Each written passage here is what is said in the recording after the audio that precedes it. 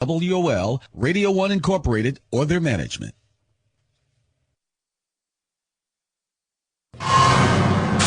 Welcome to the Carl Nelson Show on Washington, D.C.'s 1450 WOL Radio and live around the world on WOLDCnews.com.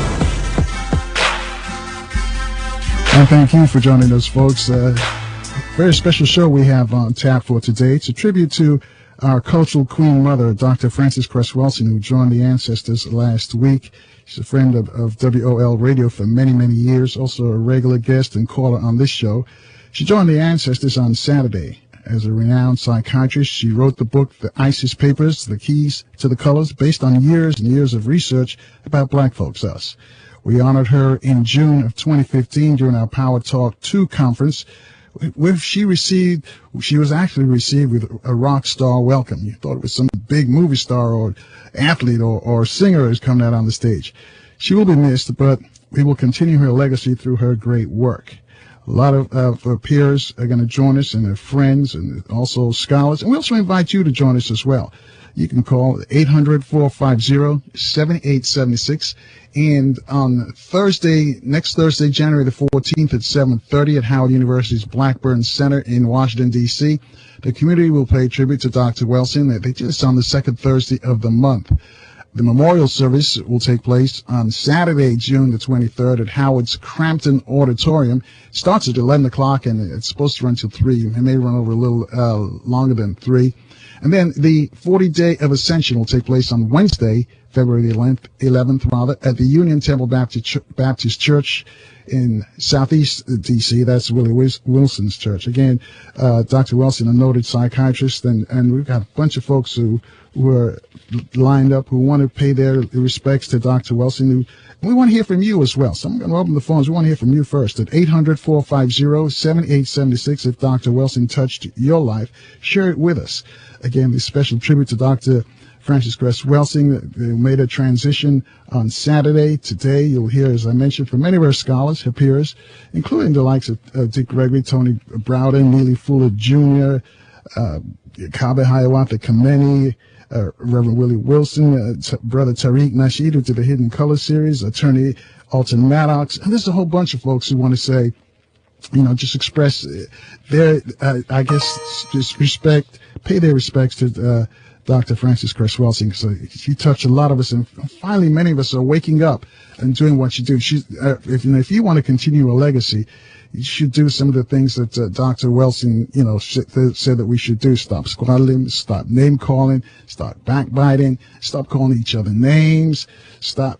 She mentioned all these things that we should do, and she says, of course, and one of the things she mentioned that we should really, really pay attention to. She says this is not about hating anybody, especially that she said that would be cheap. It's not about hating white folks, So just remember that when you want to maintain her legacy, this is what you do. We've talked about several things about how to do that too. Some people are saying that we should purchase her book, The ISIS Papers. In fact, one person said we should purchase it on Black History Month, and just to show her support and raise it up the bestsellers book. Also, so a lot of folks, that book, as a matter of fact, Legrand Clegg, an attorney in Compton, California, is going to join us, and he's the one who she chose to put on the back of her book. But anyway, we want to hear from some of you folks before we hear from some of our peers as well. 800-450-7876. Our first call is Tyrone in Washington, D.C. Tyrone, welcome to WOL Radio. How are you? Doing great. Fine. I'm glad to hear your voice. Do you have any idea what they're going to, where the body is going to be carried back to Chicago or not? No, but you know what? Her sister's going to be on, so is Tony Browder, some other folks who were with her, actually, when she made a transition show. So that may be answered. I did mention the memorial service. This is going to take place on the 23rd of January at Crampton Auditorium on the campus of Howard University. Then, traditionally we do is 40-day Ascension, and that's going to be on Wednesday, February the 11th at the Union Temple Baptist Church. So they will then say where it's going to be carried back to or not. Right. And if there's going to be, if there's going to be a traditional funeral, it may not be a traditional funeral as well. You know what else? All the things that she said, we should stop name calling, snitching on each other for personal gain. Those things I don't do anyway, and so therefore I certainly agreed with her 100%. And I think when she said, "Stop, don't," the purpose of her Bright and ISIS papers was not to hate anyone. It was simply to get the message out there about the system of racism and white supremacy, and that it needed to be changed and replaced with a system of justice. That was the purpose of the book, is to educate, to teach, not to encourage or to encourage hate of white people or anybody else, but to educate them, to all of us, about the system and how we could go about to change that system. And I think we would do a very disservice to her legacy, if people go around hating white people. You're wasting time doing it. You spend your time better trying to work towards changing the system and replacing it with justice. That's what the system is. And that's exactly right, Tyron. I thank you for your call. And the thing is that we can change it. The key to what she's saying, that the change is in us. But I thank you for your call. We're going to take some more calls. 800-450-7876. Howard's on line 2. Howard's calling all the way from Los Angeles. Howard, your thoughts on Dr. Welsing? Yeah, how are you doing? Thank you for taking my call, Carl. How Dr. Francis Welsing touched my life. He made me answer the question as to why white people hate us, and how I was exposed to her. I think I heard about that actually, but I never read it. Back in L.A., a Quaker person then did what they call a Black Mental Liberation Weekend, where he put all the scholars, talked to all the scholars, Dr. Ben, Dr. Henry Clark, Leonard Jeffries, and Dr. Francis Welsing was one of them. And her talk was called White Supremacy Ain't Went Nowhere.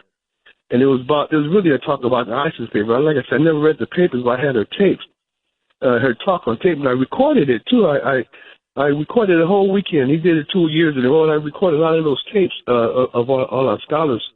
And she answered the question as to why white people hate us, and it was a question that burned in my mind since childhood, because I grew up in Los Angeles. Like, my people escaped Jim Crow segregation down in Alabama and Texas and things. So, but and how can you explain why she said they hate us? Why? Did you get that? Said because genetically, white people are inferior. Black genetic domination or something like that. I can't put that. Right, they're afraid of being annihilated because because of our genes. Right. Because our genes are more dominant. We're dominant genetically. We're dominant. They're afraid of being eliminated. And she said also that and they do this consciously and subconsciously as well. Huh? And they do it consciously and subconsciously. Yeah, right.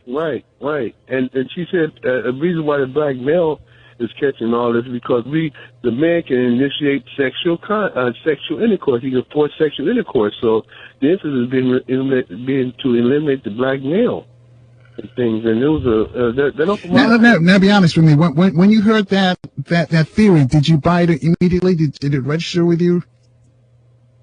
Yeah, it kind of registered with me. Like I said, I've been asked this question since childhood. Why? And I said, that's the reason. Right. It just hit me like that's it. Right. I tell you what, Howard, I thank you for your call. We got to keep moving because we have a traffic update coming, and this special tribute, by the way, to Dr. Francis Cress Welsing continues next with Brother Ray on 1450 WOL, where information is power. This is Carl Nelson. Please join me in welcoming the Tom Joyner Morning Show to 1450 WOL starting January the 19th. You can catch Tom, Sybil, and J. Anthony Brown weekdays from 6 to 10 a.m. on WOL. Worldwide at WOLDCnews.com and on the following HD2 FM channels: WPRS 104.1 HD2, WKYS 93.9 HD2, and WMMJ 102.3 HD2. I'm moving to the afternoon afternoon drive from 4 to 7 p.m. with the best of news talk. It all kicks off January 19th with the Tom Joyner Morning Show, 6 to 10 on WOL, followed by the Reverend Al Sharpton from 1 to 4, and then me, Carl Nelson, from 4 to 7. You can download the mobile app and take us everywhere you go. Tom Joyner in the morning and me, Carl Nelson, in the afternoon on 1450 WOL. Download the WOL mobile app and take us everywhere you are.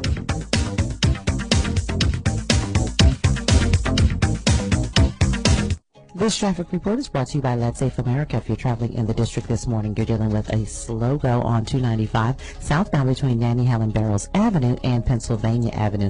Not too bad in Maryland. No issues to contend with thus far. The inner loop and outer loop look pretty good. Smooth sailing on the Baltimore-Washington Parkway as well as 50. No issues to contend with. Not a lot of heavy volume this morning if you're traveling on the roadways. Thinking about renovating that beautiful old house? Don't poison your kids. Test for lead. To learn how to make your house safe, go to letsafeamerica.org. This weather report is brought to you by Mothers Against Drunk Driving. Today, high 43, tonight low 31, and tomorrow we have a high of 46. Drunk driving is 100% preventable 100% of the time. Help them create a future of no more victims at MADD.org. That's MADD.org. I'm Malika Flippin for News Talk 1450 AM WOL, where information is power. Listen Wednesday, January 13th from 10:30 to 11 a.m. on WOL News Talk 1450, Montgomery Mosaic, a show focused on your community in Montgomery County. Join host Deborah Milo as she welcomes Nancy Florine, Montgomery County Council President. Tune in to hear about economic development and what's in and what's out for Montgomery County Council in 2016. Mosaic, Wednesday, January 13th from 10:30 to 11 a.m. on WOL News Talk 1450 a.m. The new year means incredible new deals at Lumber Liquidators, and that means huge savings on the gorgeous hardwood floor you've always wanted. Choose from more than 400 top-quality floors and the latest styles, like the classic look of oak. This week, get pre-finished oak from just 99 cents. That's 50% off. Or get the hottest looks in whitewashed flooring. Our new Aspen Breeze white oak laminate is now an unbeatable $189. For a limited time, get 20% off beautiful wood look tile packages. Great deals on all engineered hardwood and more from just 59 cents. Plus, get special financing. These deals won't last. Visit lumberliquidators.com to find a store near you. When I was little, I didn't talk for a long time. I liked things to always be the same. Anything new or different would scare and upset me. I was very sensitive to lights and sounds. It was almost like I had bigger eyes and ears than everyone else. So I built secret hiding places where nothing could get in. I didn't like looking people in the eye. It made me feel uncomfortable. I'd throw big tantrums over little things like when my socks didn't match. Sometimes I'd do the same things over and over. Until one day, I found out I had autism. My family got me help. Slowly, I learned how to live with it better. You can see signs of autism in children as young as 18 months. Early intervention can make a lifetime of difference. Learn the signs at autismspeaks.org/signs. Brought to you by Autism Speaks and the Ad Council. Carl Nelson live and local from 6 to 10 a.m. on 1450 WOL. The system was opened up to be, well, let's making a gesture towards inclusion. But I think that what has really happened is in this refinement of racism, white supremacy. Neely Fuller says that refinement is don't call him the N-word, give him a big desk and 10 white secretaries, but don't give him any power. That's under Neely Fuller's analysis of a system of racism. That's the voice of Dr. Frances Cress Welsing. Folks, we're doing a very special tribute to our cultural queen mother, Dr. Frances Cress Welsing, who made a transition on Saturday. 800-450-7876. You want to get involved? You're going to hear from some of her peers and some of her colleagues in the struggle, some of our leaders out there. We're starting up first again is Brother Ray Fauntroy. Some of you know him from Washington, D.C., with his brother, who was the congressman from Washington, D.C. And Brother Ray started the SCLC chapter for Dr. King in Miami. Brother Ray, welcome back to WOL Radio. Good morning, and thank you, Carl, and thank your listeners. You're great listeners. I really appreciate their concern for our people. Dr. Welsing was my shero. She to me was the leader of Afrocentricity in America. And I say that because she came from her heart with her own ideas about what we are dealing with. And between her and those of us who've spoken out and marched and organized and met, and has come up with, I believe, to be the answer to our problem. And the first thing that she has said is that we have to learn to love ourselves. And we learn to love ourselves by stop doing the things that denigrate us and that are not of our character and our culture. And I believe that we need to continue her legacy. And I would like to see us organize and take her home and make it a museum to remember her forever and to preach her philosophy about what we have to do, because we are in a struggle and we have to deal with a serious demon here that just hates us because of who we are. They hate us because of being created in the image of the Creator and having all of the natural traits that the Creator has. That means that we are the fathers, we are the mothers of this earth. So I just really appreciate her approach. It was something that we really didn't think about. Yeah, we knew we had problems among us, but we just thought it was all because of the oppression. It is because of the oppression, but we can change these things by changing ourselves or changing our love for ourselves and one another. And I'm elated that I got the opportunity to meet her, to talk to her, to hug her, and to just share with her a mutual feeling of freedom and justice. And I think that's the message that we need to pass on to our young people and pass on to the rest of the world. We are who we are, and we're going to stand up on who we are. And we're going to change things by changing first what has happened to us, and then we'll change this world. Brother Ray, let me ask you, you said we're in a struggle, we're in a fight, we're in a war. Did you think our people understand that?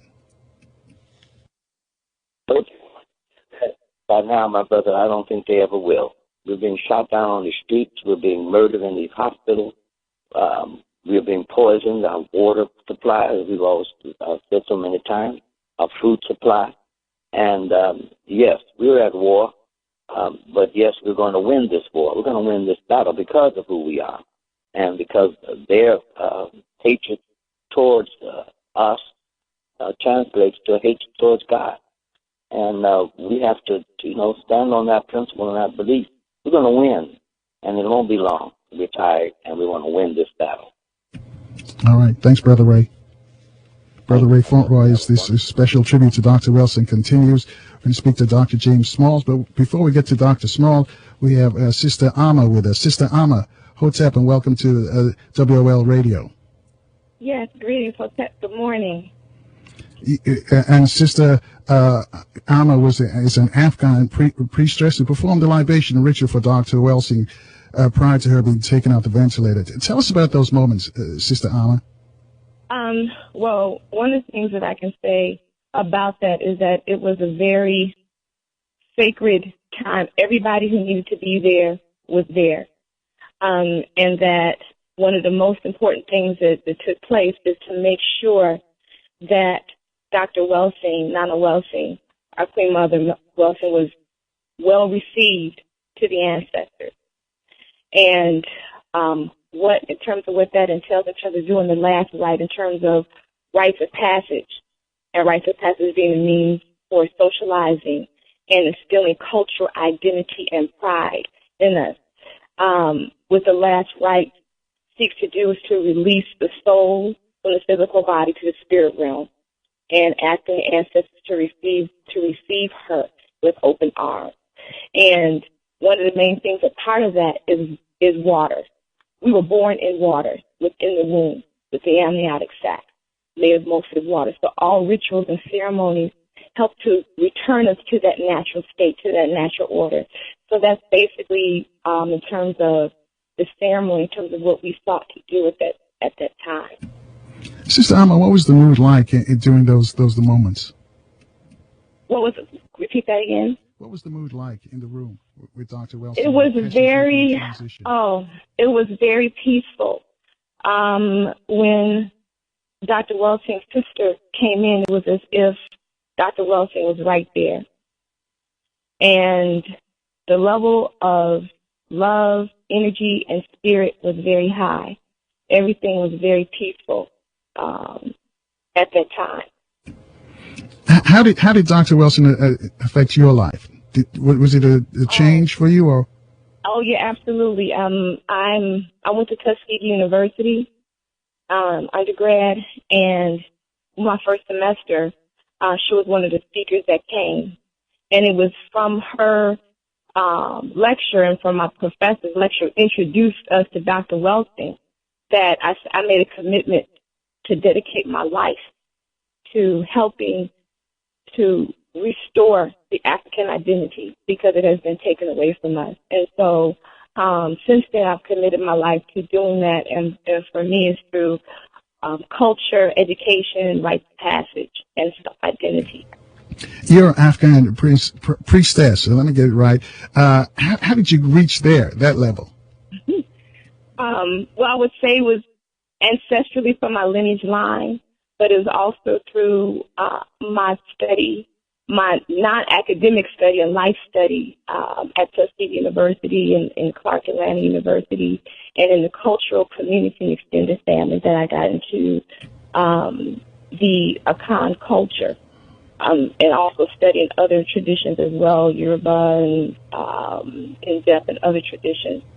And it is through that and through my ancestry in terms of coming out of a line of healers, counselors, priests, etc., that I got this call into the tradition.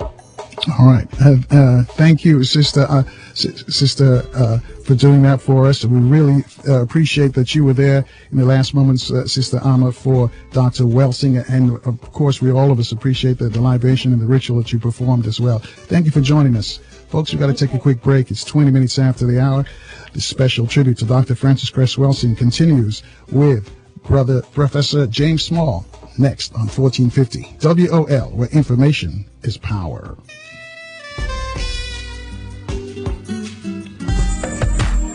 When the need arises for a funeral repast or a place to hold a memorial service for your loved one, call the New Horizon Hall of Elegance, located at 2209 Vernon Street, Mount Rainier, Maryland. They will take the worry out of you having to handle one more detail, giving you time to focus on family and friends. Call 301-277-5922 to find out more. That's 301-277-5922. That's the New Horizon Hall of Elegance, ready to serve you in your time of need. I know you've heard the IRS has the right to freeze your assets, garnish your wages. Good news is they can also give you a way out called the Fresh Start Initiative, a tax debt compromise program designed to save you serious money. Optima is the nation's leading tax resolution firm, over 300 professionals to help ensure you pay the minimum, not a penny more. Thousands call every month. You can call right now. Optima. That's Latin for cut me some slack. Call 800-960-1575. 800-960-1575. Optima Tax Relief. When I was little, I didn't talk for a long time. I liked things to always be the same. Anything new or different would scare and upset me. I was very sensitive to lights and sounds. It was almost like I had bigger eyes and ears than everyone else. So I built secret hiding places where nothing could get in. I didn't like looking people in the eye. It made me feel uncomfortable. I'd throw big tantrums over little things like when my socks didn't match. Sometimes I'd do the same things over and over. Until one day, I found out I had autism. My family got me help. Slowly, I learned how to live with it better. You can see signs of autism in children as young as 18 months. Early intervention can make a lifetime of difference. Learn the signs at autismspeaks.org/signs. Brought to you by Autism Speaks and the Ad Council. And now back to the Carl Nelson Show on Washington, D.C.'s 1450. 1450 WOL Radio. And thank you for staying with us, folks. It's 23 after the hour as we pay tribute to our cultural queen mother, Dr. Frances Cress Welsing, who started her transition a week ago today. You will hear from many of her scholars and peers. And joining us right now is one of them, James Small. Professor Small, welcome back to WOL Radio. Yes. Good morning, Brother Carl. Good morning, community. How are you doing today? We're doing good, but I think we're trying to figure out how to keep the legacy of Dr. Welsing alive. So, Sister Ama told us about the traditional Conway when you make a transition, and you were there with Dr. Ben, Dr. Clark. You've been with many of our leaders. So, how does Dr. Welsing, her transition, how does it compare to some of those that you've witnessed before? Well, besides the shock, because we didn't expect her, she wasn't sick like I am a little bit right now. It was what she gave us that makes the transition something that we have to pay extraordinary attention to, and why we have to do, as Brother Fauntroy said, to make sure we continue her legacy. If we go back and remember, there was a time in the 60s, and when we were talking about the Civil Rights Movement, we were talking about the Black Power movement, and she was quite in it. Dr. Jeffries reminded me where we first saw Dr. Welsing, and it was the Black Studies Conference in Newark, New Jersey, in 1967. And she was telling the men what we needed to do. She was telling us we needed to go in the streets, get out of the conference, get out of this meeting, and go help the brothers in the streets, because that was the time of the Newark riots. And there she was, this tall lady with her afro. But what we saw when we got the backlash coming from the European scholars, Jensen and Shockley, who was presenting their theories of white superiority, no one in this country stood up the way Dr. Frances Cress Welsing, with her skill, her scientific understanding, her anthropological understanding, her genealogical understanding, her psychological understanding, and she shut down. She closed them down. The two most profound racist scholars in America. And people may not remember Jensen and his race theories, and Shockley and his white supremacist race theories, but they were the what do you call it? They were the football stars, basketball stars of white supremacy for the racist white community. And it was Dr. Welsing who shut them down, who made them close up shop. She taught us one of the great things that Frances taught us, and I think Sister Ama mentioned it, and Sister Fauntroy. She taught us to deal with the things, when she discussed the chessboard, and she talked about being on the white side or the black side. And she talked about so many of us who thought we were on the black side were still operating on the white side. And she showed us how it was the white values and the white belief, the white orientation in us, that was the main root of the conflicts between us. And that was an extraordinary thing to understand, at least for me, because it sent me on a whole nother trajectory on how I began to look at solving our problems socially, politically, and economically. I had to understand that white supremacy and racism and the historical process of the enslavement that we had gone through had changed something about me, and that their socialization process and their education had made me think, even when I thought I was African, I was still behaving as a white person, still behaving as a European. Actually, I thought I was African, and I was still promoting white supremacy against myself and my community. And Dr. Welsing taught us to look and to relook the socialization process that had produced the minds, the belief, and the attitude that we were demonstrating. That's true liberation right there. Because if you don't liberate your mind, Jesus said, you can't liberate your behind. And so her legacy was to really show black people how to restore their African integral consciousness again, and how to recognize white consciousness and the damages it would do in the minds of a white man or a black man. And that's incredible to understand. Most of us are just beginning now to understand that. She understood it then. We would not even be having the dialogue about melanin had it not been for Frances Welsing. Our notion of approaching racism, as we're doing today, was laid out for us by Frances Welsing. To understand, the catastrophic power that white supremacy had over our daily lives was exposé for us by Dr. Welsing. And she brought us, Brother Neely Fuller's understanding of how to analyze white racism and its effect on us. So Frances, moving from this realm into the ancestral realm, has only made her stronger now. And as Sister Ama was saying, a lot of times we have discussion about these things, and we don't discuss the African aspect of moving from life to death. And in Africa, everybody that dies is not an ancestor.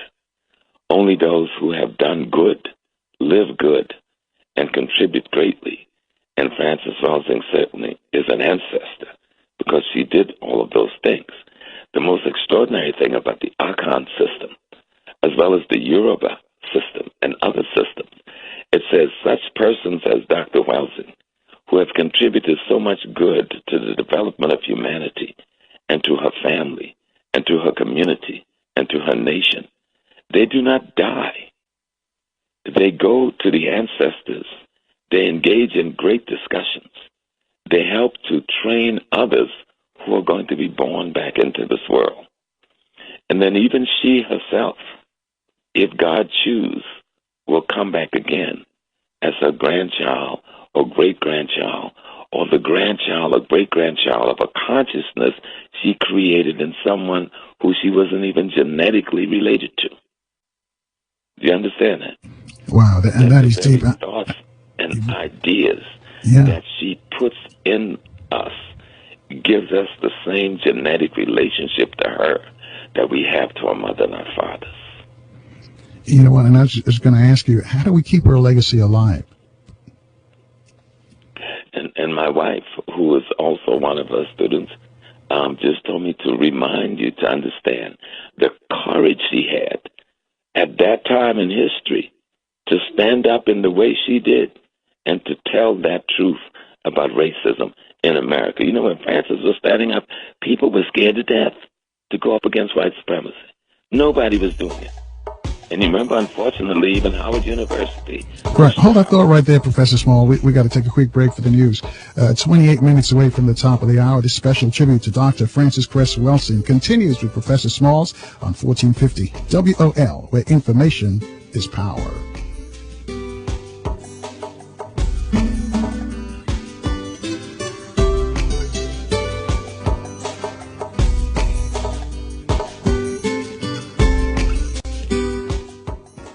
Good morning, I'm Mike Fortier. Here's the latest from News1.com, brought to you in part by Autism Speaks and the Ad Council.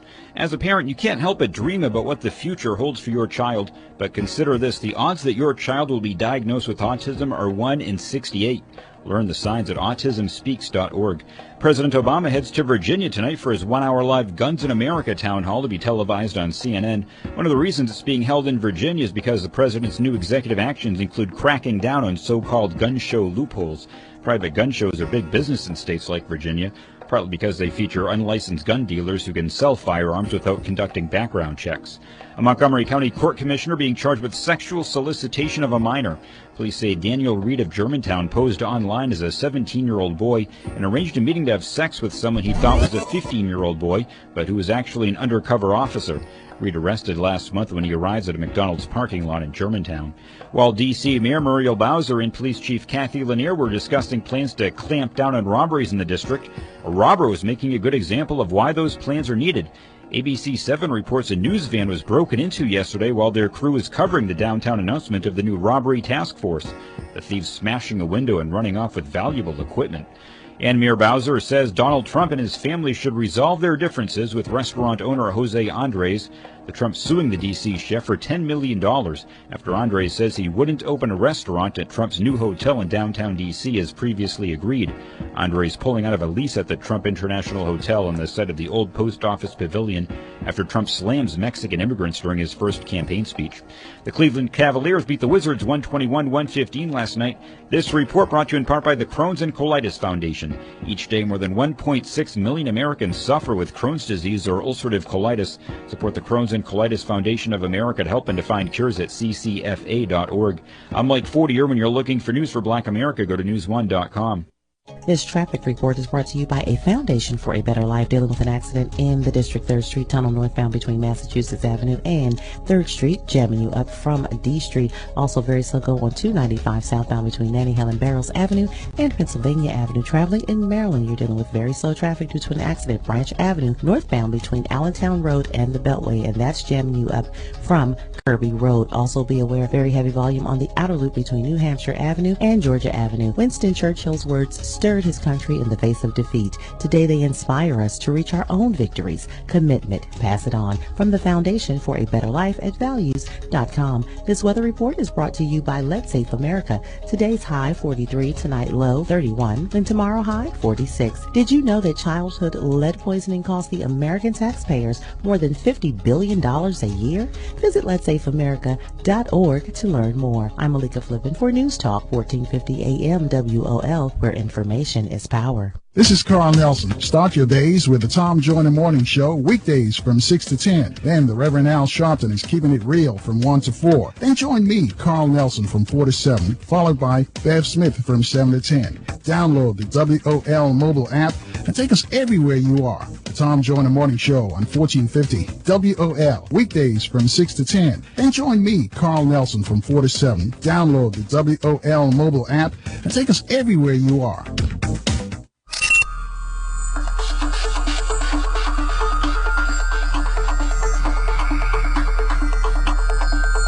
Real talk radio in the AM. The #1 morning show. #1 on everybody list. Carl Nelson on 1450 WOL. But I say what has happened in the refinement stage of racism, white supremacy, you had an opening up for white females to begin to relate to black males. You know, white females say their ideal mate is tall, dark, and handsome. Through that vehicle, they can produce a black or non-white child. And so that opening up. So we are at the point now where we have the highest incidence of white women relating to... That's the voice of Dr. Frances Cress Welsing. We're doing a special tribute to Dr. Welsing right here on 1450 WOL. Speaking now with Professor James Small. Professor Small, I'm going to let you finish up what you were saying, and please tell us, how do we keep her legacy alive?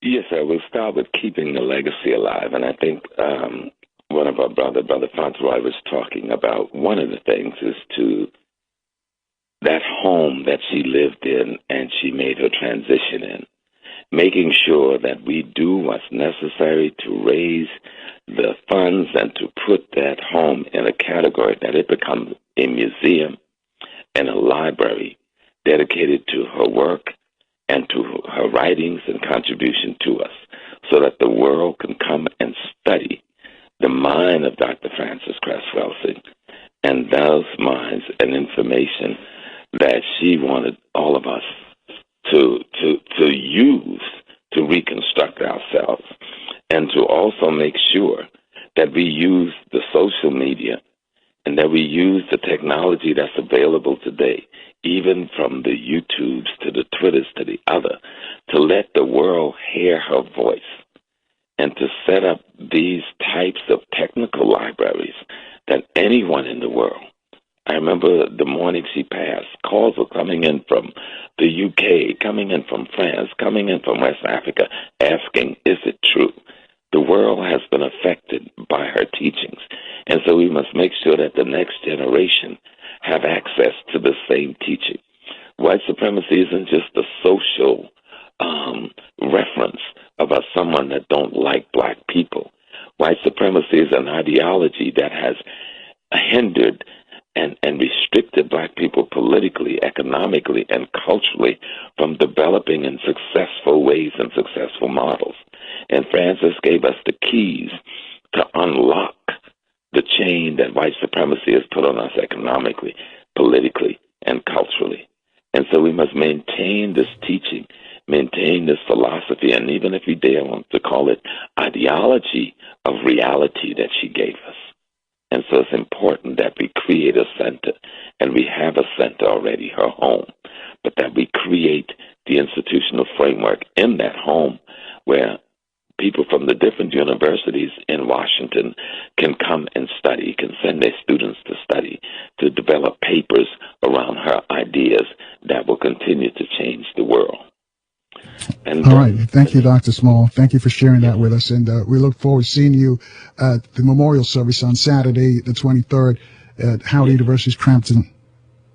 Yes, sir. I'll be there. All right. 800-450-7876, 21 away from the top of the hour. A special tribute to Dr. Frances Cress Welsing. We're going to talk to some of her peers and some of our scholars as well. They're going to join us later, but we're going to take a few calls from you folks out there, how you feel about Dr. Welsing. Let's go to line 6. Antoinette is calling us from South Carolina. Antoinette, your thoughts? Good morning, Carl. I just wanted to say, I have shared a lot of her speeches from the 70s, her debates. I even post on a regular basis, her and Neely Fuller's ideology of what we should not do. We shouldn't be calling each other the B word, the N word, the H word, and things like that. So, she has really touched my life. She is my shero. There's not a day go by that I do not listen or watch a YouTube video or read some papers or pages out of the book that I purchased, their ISIS papers. So, she has really touched, and I always say, she has opened my eyes to see everything in black and white. Thanks, Antoinette. Thank you for your thoughts on Dr. Welsing. 800-450-7876. Line 5, Jeremiah is calling us from Washington, D.C. Jeremiah, your thoughts on Dr. Welsing. Good morning. I first stumbled across Dr. Welsing when I first saw Hidden Color. And, Carl, I just want to say, that a lot of men that grow up without fathers, it's a lot easier for a woman to get their attention, especially with that humble tone that she carries, but yet the words are so powerful. And she helped me understand that it was more to it than just they don't like me because I'm black. I grew up east of the river, and every time I went to Capitol Hill and over in the Union Station area, you felt that there was no love once you went over into those areas. And she opened up my eyes, man, and I really appreciate her for that. I'm going to continue my studies and try to better myself and my family. But it starts from the family, and then when we get the family together, we can branch out and help everyone else. So I just want to say thank you for waking me up. All right, and thank you for joining us this morning. 800-450-7876, line 4, Tampacuti in Atlanta. Your thoughts on Dr. Welsing? Oh, good morning, Carl. Yeah, Carl, I just want to say, Carl, that me, regarding those 9 areas of human interactivity. Carl, I was watching a documentary, and it showed just how disconnected even a lot of people are. It was called The Fight for Brooklyn, and it showed how when they was bringing that, they wanted to build that new stadium in Brooklyn, and see what they did, Carl, they promised all these black folks jobs, okay? But those jobs never materialized. And at one point, they would had Jay-Z and Beyonce over here. But see, she taught me to look beyond what's in front of you. Go behind the scene and see what the inner workings are. Because I think sometimes what happens is a lot of people, they get angry when she told them the truth. I mean, for example, Carl, there's there's an article online. A lot of Iraqis still call us slaves, like in the area of religion. You look at how these black Iraqis, they're still being called slaves today. That article came out in March 12, 2015. And I look at how when Dr. Fred Price, he came under attack when he did his sermons on race and religion. And I think because Right. Tabakuta, just a favor, just keep it on. Let's keep it on the positive tip, and let's keep it just solely on Dr. Welsing. You can leave the other folks alone. Right, but no, what I'm saying is how she taught us to look at those 9 areas and go behind the scenes to look at and investigate and see how we can extract, the truth out of that. That's what I'm saying. How she taught me. Instead of just looking at it from a surface standpoint, go behind and do your research. Thank you very much. All right, thank you. 800-450-7876, trying to hook up with Brother Runoko Rashidi. He's in Bangkok, Thailand, I think he is, somewhere out there, or the Philippines, but we'll touch base with him in a moment. Right now, let's bring in another one of our peers, though, the warrior, the attorney at war, Elton Maddox. Elton Maddox, welcome back to WOL Radio. Yes, sir. Your thoughts on Dr. Welsing? I beg pardon? Your thoughts on Dr. Welsing? Well, I think the real struggle now is whether we can preserve her legacy. I mean, we all know what that struggle Hold that thought right there, Counselor. We got to take a quick break. When we come back, I'll let you finish your thoughts at 800-450-7876. This special tribute to Dr. Frances Cress Welsing continues next with attorney Alton Maddox on 1450 WOL, where information is power.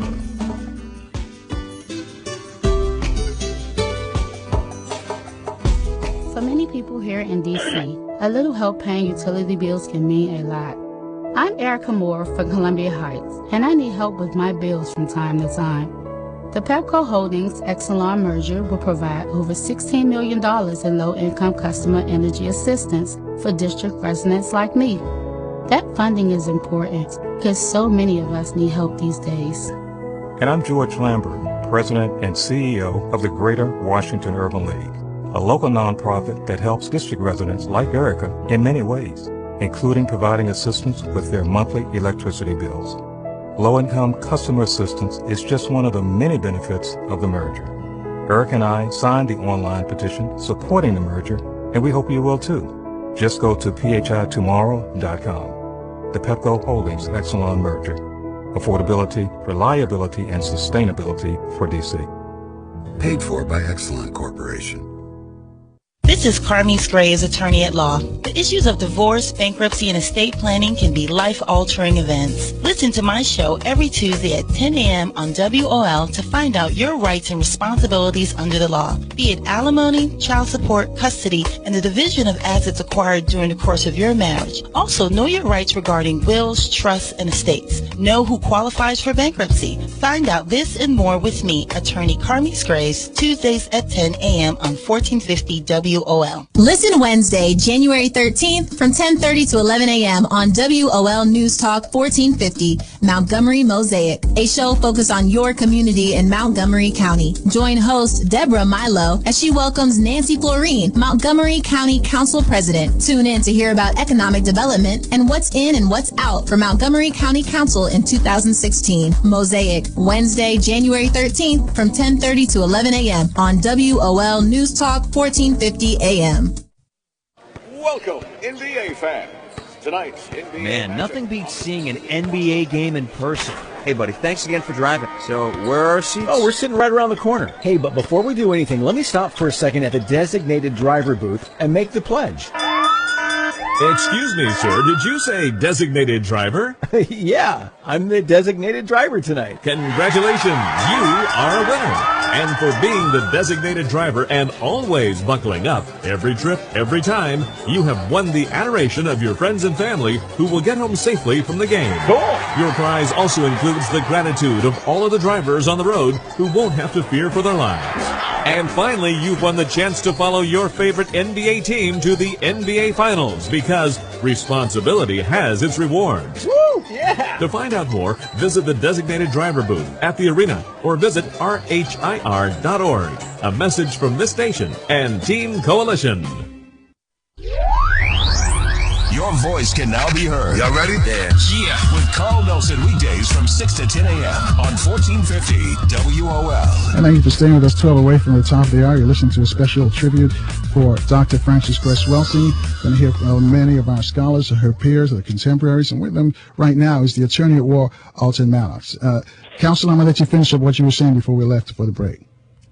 Well, the struggle that Dr. Welsing is best noted for is actually a class action. It involves us all, especially those of us who have risen to the level of some consciousness to appreciate what she was about. The situation now, though, is that this struggle has shifted from the classroom to the courtroom, and we have to be prepared as a people. Right. I'll tell you what, hang on a second, Counselor, because we've been trying to get all morning contact with Dr. Runoko Rashidi, and he's somewhere out in Asia somewhere, but he's calling in right now. I know we have a technical problem. So let's go to Brother Runoko. Hotep, welcome back to WOL Radio. Hey, thank you, brother. Sorry to interrupt, Brother Alton. That's fine. We've been knowing each other for a long time. Brother Runoko, your thoughts about Dr. Welsing? Well, and first, before you give your thoughts, where are you calling us from? I'm calling from Bangkok, Thailand, as a matter of fact. I'm leading a group to Thailand, Cambodia, and Vietnam. I just got here this morning, but it's an honor to talk about Frances, even if it's costing me a lot of money. She was a wonderful woman and in many ways unique. I think I met Frances for the first time in 1982. At that time, I was organizing what we'll call it the African People's Conferences at Compton College. I don't know if you remember that or not. And a brother that I was very tight with, one of my mentors, still close to, Legrand Clegg, absolutely adored Frances. So he invited her out, and she spoke. And since we were, Legrand and I were close, we had dinner afterwards at his place, just about 4 or 5 of us. It was my first encounter with Dr. Welsing, and I guess over the years, I met her maybe half a dozen times on different occasions at different conferences, and they all stood out for one reason or another. She was obviously very, very brilliant, but she was also beautiful, and she was classy. I don't mean to sound patriarchal, but she was very much a lady. That may sound very simplistic, but that really stood out to me. A beautiful afro. She always stood her ground, but she was classy and she was nice and she was brilliant. We didn't always agree. I think what we disagreed with that night, and it went well into the morning hours, is her belief that all people of color have melanin, and therefore we should have a natural bond against white supremacy. I never saw it like that. I thought, and being in Asia right now, I can speak to it, that Asians are just as racist and anti-black for the most part as white people are, perhaps even more so. Frances had a tendency to look at things from the perspective of a brilliant psychiatrist. I was just a simple historian and an anthropologist. So that was an eventful evening. And then a couple of times after that, one time I spoke in Washington, D.C., and she came. And another time I did a program in Dallas at a melanin conference. And what stood out about that is that I had hooked up with another brother named Belu Anamale. Belu was a Dalit. He's a black untouchable from India. And I introduced him to the African-American community. And Frances came and spoke on a couple of those occasions. And then another time, there was a big program in Washington, D.C. that Tony Browder organized. And this program was in honor of Listervelt Middleton. A lot of people don't know Listervelt. He lived in South Carolina. He did a television program called For the People. And anybody in the African community, or just about anybody, was on his show. Everybody from Sheikh Anta Job, Dr. Ben, Dr. Clark, Dan Sertima, myself, Wayne Chen, a lot of people. And this time, Listervelt had gotten very sick. And Tony and I think Charles Finch and Asa Hilliard organized this program and asked as many of us who had been on the show to come for free. cover our own expenses. And I was particularly proud of myself because I flew all the way from California. I think just about everybody else was on the East Coast. And since none of us were getting, Marimba Ani was there. And since none of us were getting paid, we were able to speak. Tony Martin was there, the great Garveyite. So since we weren't getting paid, we could talk about whatever we wanted to talk about. And Frances said something very profound. It had nothing to do really with psychiatry, the Crest-Welsing theory, none of that. She said something that I'll always remember, and I repeat from time to time. She said, we need to stop gossiping about each other. Just very deep, simple as that. I think that in some ways, what we have is a personality contest. We seem to be at this point in our history a personality-driven people.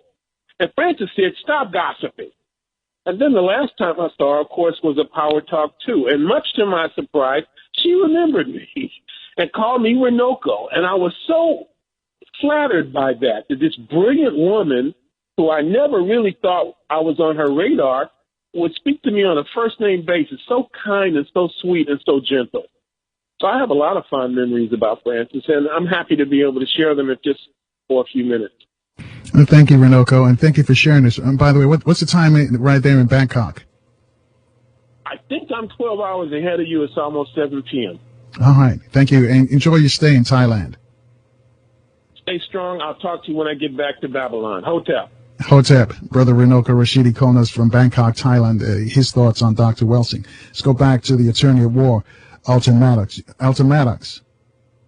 Well, what I was saying was that we have to be very much concerned about, one, celebration of Dr. Welsing's life, and two, preserving her legacy. And I'm of the second school of thought. I'm particularly concerned about preserving her legacy, and that's not going to be an easy chore. And as I pointed out, it has now shifted from the classroom to the courtroom, and that's not a friendly environment for someone who is opposed to white supremacy. So in that regard, we have an orientation that's going to start tomorrow at the Cotton Club, because we know that when you're fighting white supremacy, you have to get off your bed and onto your feet and start running immediately. And so this is going to be a very protracted struggle with respect to Dr. Welsing. And I think that the time that too many of us will be spending celebrating her life will be best used in terms of preserving her legacy.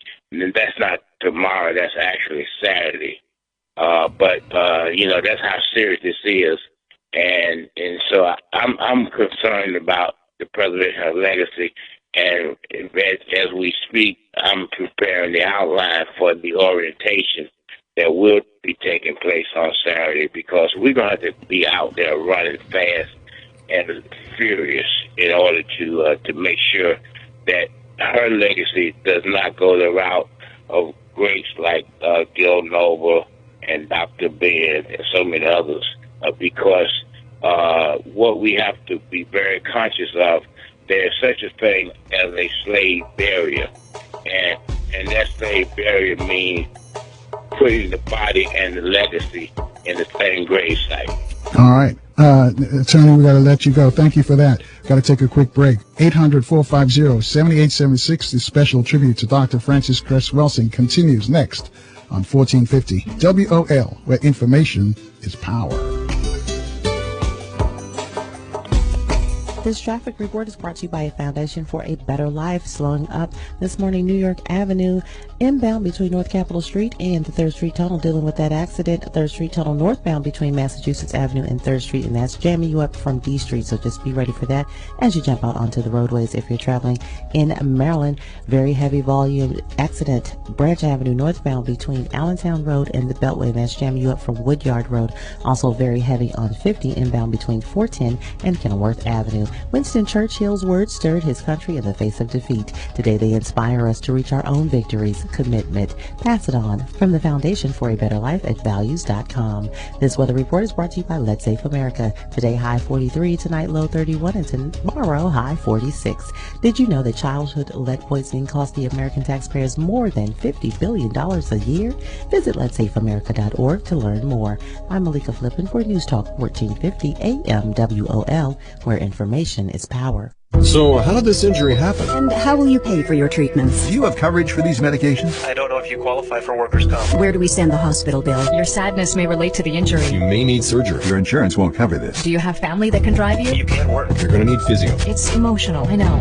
The Morris firm has the skills and knowledge necessary to get victims of negligent behavior the compensation they deserve for their injuries. The Morris firm will fight hard to hold the responsible parties financially accountable for your pain and suffering, lost wages, and medical costs. Call the Morris firm today at 301-731-1000. That's 301-731-1000. They work hard for you so you won't have to. That's the Morris Law Firm. 301-731-1000. Helping accident victims understand their rights and help them to hold the responsible parties accountable. Don't wait. Call now. If you've been injured due to someone else being at fault, hurry and call attorney Frank Morris today at 301-731-1000 or log on to www.morrisllp.com. The Dance Connection presents a live recording of the TV show Grown Folks Dancing, and you are invited. Calling all line dancers from Maryland, Virginia, D.C., Delaware, Pennsylvania, and New Jersey, represent. Show off your group or steps. You can even bring your own music. You've seen the show on TV. Now be a part of it. Show your skills and just have fun. Proper attire required. No blue jeans, t-shirts, or athletic gear. Dress like grown folks and come on out. For more info, call 443-857-2771. That's 443-857-2771. It's the live recording of the TV show Grown Folks Dancing. We're hand dancers, we're line dancers, we'll step in classic dancing and more. Free food, plus you can BYOB. This big dance party starts Friday, January the 8th at 7 p.m. and every second Friday thereafter. At the American Legion located at 905 Sligo Avenue in Silver Spring, Maryland. Don't miss it. It's going to be a big one.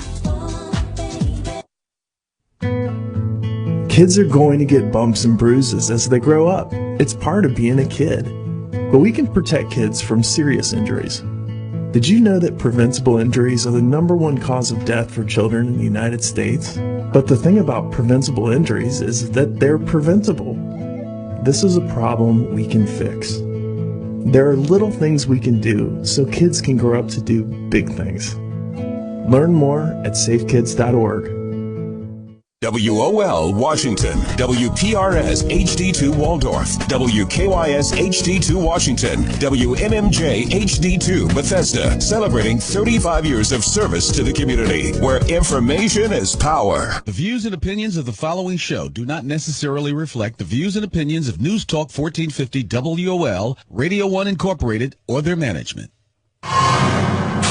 Welcome to the Carl Nelson Show on Washington, D.C.'s 1450 WOL Radio and live around the world on WOLDCnews.com.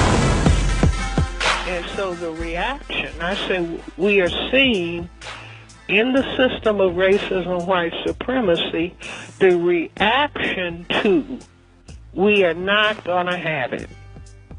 We are not going to have white genetic annihilation.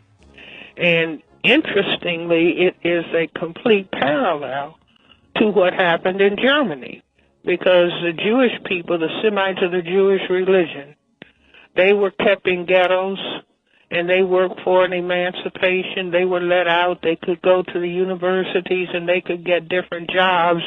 And then the men, the Semites of the Jewish religion, males, started marrying German women. All right, the voice of Dr. Frances Cress Welsing just joining us. This is a special tribute to Dr. Welsing, made her transition on Saturday, our cultural queen mother. Still to come, you're going to hear from Dick Gregory, Jim Clingman, Dr. Leonard Jeffries, Patricia Newton, Dr. Claud Anderson. Dr. Umar Johnson, Willie Wilson, Neely Fuller, a whole bunch of folks. So keep it locked right here on 1450 WOL. Before we get to any of our peers, let's go back to the phone calls. And line 3, calling us straight out of Compton, Molly Bell. Molly Bell, your thoughts on Dr. Frances Cress Welsing? Reparations in memory of our ancestors. Oh, boy, what a show this is going to be today. We definitely have got to prepare it. And to the WOLDC family, just want to say that when I saw your post, and that's where I heard it from, you had called me earlier, and the prayer warriors, we went to New Year's Eve watch night service, and we and our church prayed for her by name, but we also asked that God's will be done. And when I saw your post on early Saturday morning, my heart was hurt because we hear so much on your show. It's because of you, Carl, that I met her, Attorney Legrand Clegg, and all the African-centered people out here on the West Coast. But I just want to say to everyone listening, Dr. Frances Cress Welsing, again, also with Neely Fuller, taught me a lot of things. But 3 things have always remained in my struggle life. She said, 1, fight for the liberation of black people. Remember that. Fight for the liberation of black people. 2, fight to end the system of white supremacy. Not white supremacy, the system of white supremacy. And then 3, she said, and replace that system with a system of justice. I think she was one of the brightest minds that walked this planet. Plus, she was just pretty. I just loved to listen to her. I loved the way she talked. Is that the word, family, cadence in her voice? The way that she would talk so easily, so calmingly. And I remember the movie Baby Boy with the singer from out here in Compton. Can't think of his name right now. Anyway, when they made that movie and they played her clip right from the beginning, and it talks about how we as a people emasculate ourselves by calling us my baby, a grown man. That's not your baby. That is your grown man. She just taught us the meaning of words, how to use them. And Carl, I thank you for doing this tribute. I haven't heard about how the rest of her family is doing. I think one of her sisters had been in a car accident, and the other one was... Well, you know what? And let me jump in and tell Molly Bell, keep listening because you're going to hear that. But I want to thank you because once we heard that Dr. Welsing was in the hospital, and I called you and I said, get your prayer warriors busy. We need that extra prayer.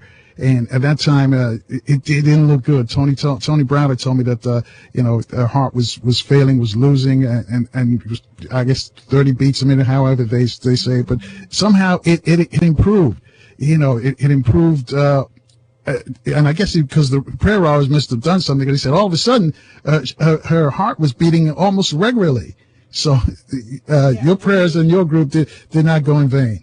Yes, and Carl, when you told me that, I told my church, and my pastor is a regular listener. He's up this morning listening, and he's a regular listener to your show, and he was Pastor Gary Bernard Williams, and he was glad to hear that and to say that God answers prayers.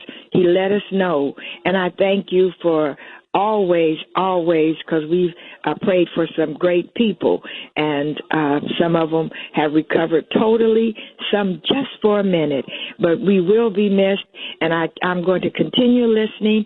I can't wait. And do they still do those rebroadcasts? Because there are those of us who want to hear it, maybe can get copies, get tapes of this show, because it's that important. I'll listen to those comments off the air, and this is my first time on the air this year, so everybody, Happy New Year. Get ready to walk into the best of your life. All you prayer warriors out there, you know what you've got to do. You've got to keep fasting. You've got to keep praying because the struggle continues. But always To God be the glory. Thank you, Carl. All right. Thank you, Molly Bell, community activist straight out of Compton. 800-450-7876. We now move on to some more of our scholars and peers and contemporaries. One of our power talkers, Professor Jim Clingman, joins us. Professor Jim Clingman, welcome back to WOL Radio. It's been a short time. Right. Thank you, Carl. I appreciate the opportunity to offer my words on this day. And I guess I'll start out, as most people do, to tell you how I first became aware of Dr. Welsing. That was back in, I think around 1976 or so, with a professor at the University of Cincinnati, Dr. Paul Smith. He also introduced me to Dr. Ben at that same time. I didn't know Dr. Welsing personally, but I was certainly aware of her work and had her book, like I said yesterday, for decades now. When I think about her now, I also think about a piece I wrote called Eavesdropping on the Elders, which I finished back around 2002. And it's in my third book. And it depicts a conversation of the elders, a big meeting that was called by Marcus Garvey. And in that meeting were women like Harriet Tubman and Mary McLeod Bethune, Mariah Stewart, Maggie Walker, Ida B. Wells, and many others. And I see Dr. Welsing now in that meeting.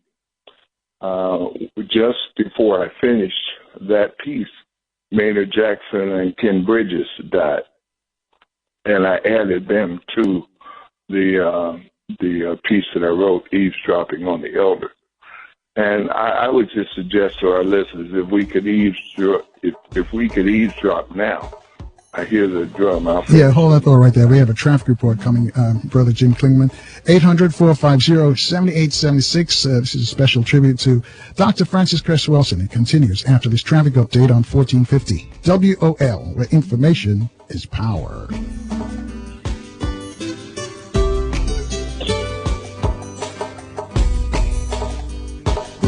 This traffic report is brought to you by Mothers Against Drunk Driving. Traveling in Maryland this morning, 2 left lanes are blocked. Branch Avenue northbound between Allentown Road and the Beltway. That's jamming you up from Surratt's Road, so just be aware of that as you head out onto the roadways this morning. It looks like you're dealing with very heavy volume as well in the District 295 southbound between Eastern Avenue and Pennsylvania Avenue. Every 52 minutes, someone is killed by a drunk driver. Join Mothers Against Drunk Driving at a Walk Like Mad 5K near you. Sign up at walklikemad.org. This weather report is brought to you by the Crohn's and Colitis Foundation. Today, high 43, tonight, low 31, and tomorrow, high 46.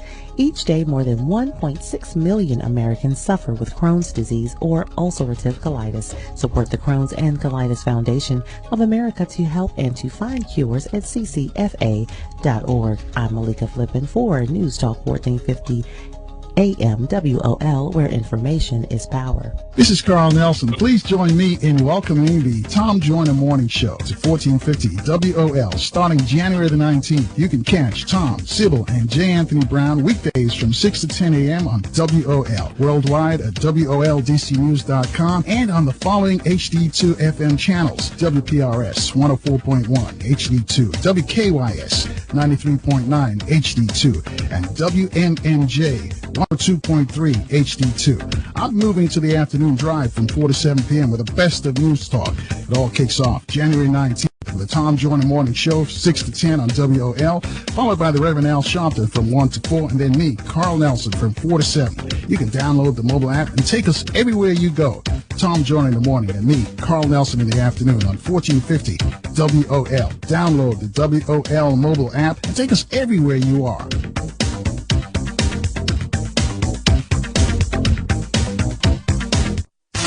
Eastern Motors, where your job is your credit. Number 1 in second chance financing. At Eastern Motors, your job, your credit. At Eastern Motors, your job, your credit. Ford, Honda, Chevy, Beamer, and minivans.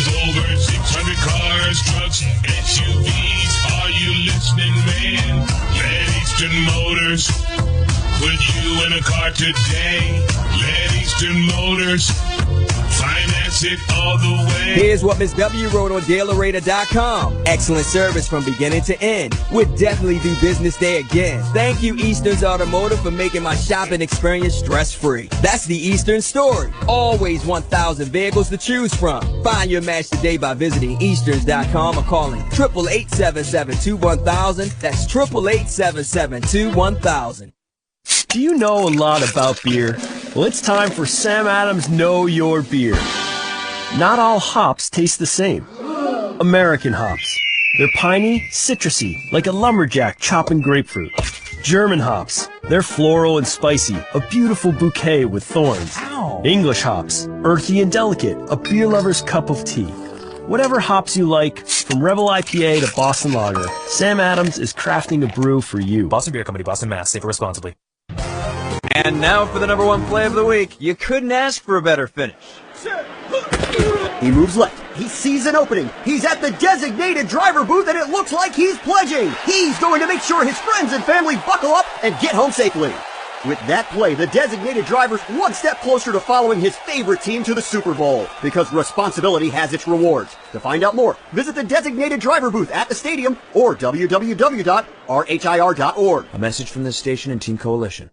Real Talk Radio in the AM. Carl Nelson on 1450 WOL. And thank you for staying with us, folks, as the special tribute to Dr. Francis Cress Welsing continues. Still to come, Dr. Leonard Jeffries, also Dick Gregory, also Dr. Patricia Newton, Dr. Claud Anderson, Kaba, Hiawatha, Kamene, Neely Fuller, and more. But let's go back to Professor Jim Clingman. Jim, I'll let you finish up your thoughts you were saying before we left for the break. Yes, I was talking about the piece eavesdropping on the elders, and as I was listening to their conversation and writing it down, a lot of important points came out. And one thing that jumps out as I think about Dr. Welsing is courage. Our elders had a whole lot of courage. When they did the kinds of things and said the kinds of things that they were involved with. And that's the word I would use for her. She never backed down. It didn't matter who the audience was, much like Dr. Bien, as I remember him. But courage is very important. And her example to us can be that it takes courage to stand up and speak up for people and do the work related to our own empowerment. So that conversation among the elders, now she's among them, and having that conversation as well. And what the conversation brings forth is frustration on their behalf at our lack of follow-through, but it also brings forth encouragement at the end of the conversation and hope that we will follow through on the legacies that they left and continue to do the things that they wanted us to do and ultimately reach that final goal that most of us are striving for. Yesterday, Alton Maddox said, once you know better, you do better. I always add something else to that. Once you know better, you must do better or know better for you. So I encourage our people to not just to remember the words of Dr. Welsing, but to follow through on the action, display the same kind of courage that she displayed in support of our people. And I thank you for the opportunity to share my thoughts on this day. All right. Thank you, Jim. 800-450-7876, 16 after. Let's take some of our listeners. Let's go to line one. Brother Salih is calling us. I think he's in Boston. Go ahead, Brother Salih, on line one. Your thoughts on Dr. Welsing. Good morning, Good morning, Carl. And thank you so much for putting together this.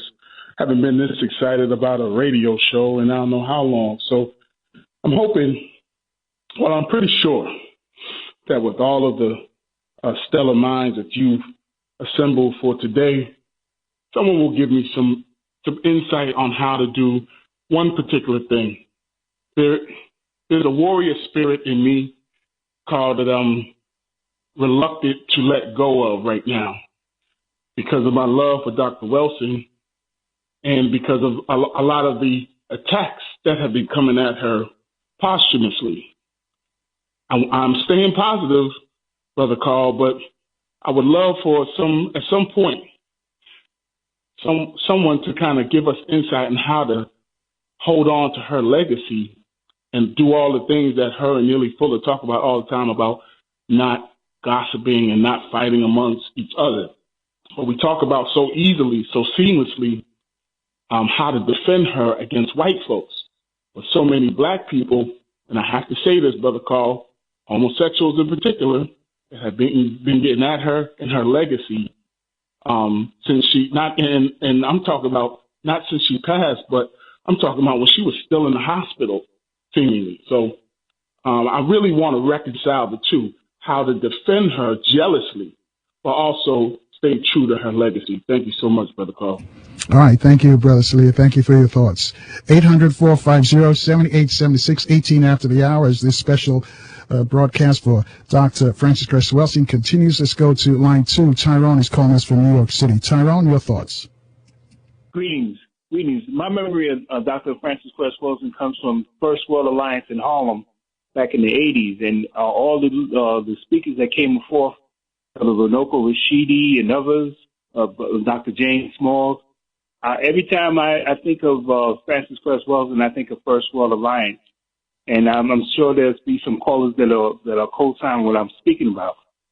My memory of Frances Cress Welsing comes from debates on the Donahue Show and other talk shows that I listen to as well. And I take in that information and I bring it into my heart and my mind in terms of understanding the system of white supremacy. So that's one of the things I want to try to bring out to the family as well.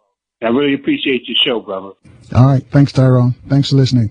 800-450-7876, line 6. Mike is calling us from Columbus, Ohio. Mike, your thoughts on Dr. Frances Cress Welsing. Good morning, Carl. And my deepest love. I truly miss Ms. Frances, and I want to thank you for allowing me to meet her in the celebration that you had in the Power Talk too. I know that we are all going to miss her. And I know one thing's for sure, that Martin Garvey and Martin Luther King were all standing there to greet her on the other side.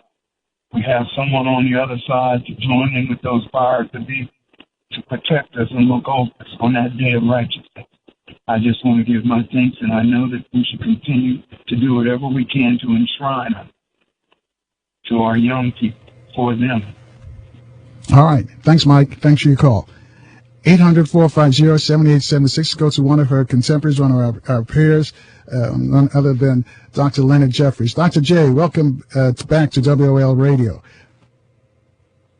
Well, certainly a pleasure, great honor to have to be a part of the program to acknowledge our great Queen, Mother Warrior, and certainly her spirit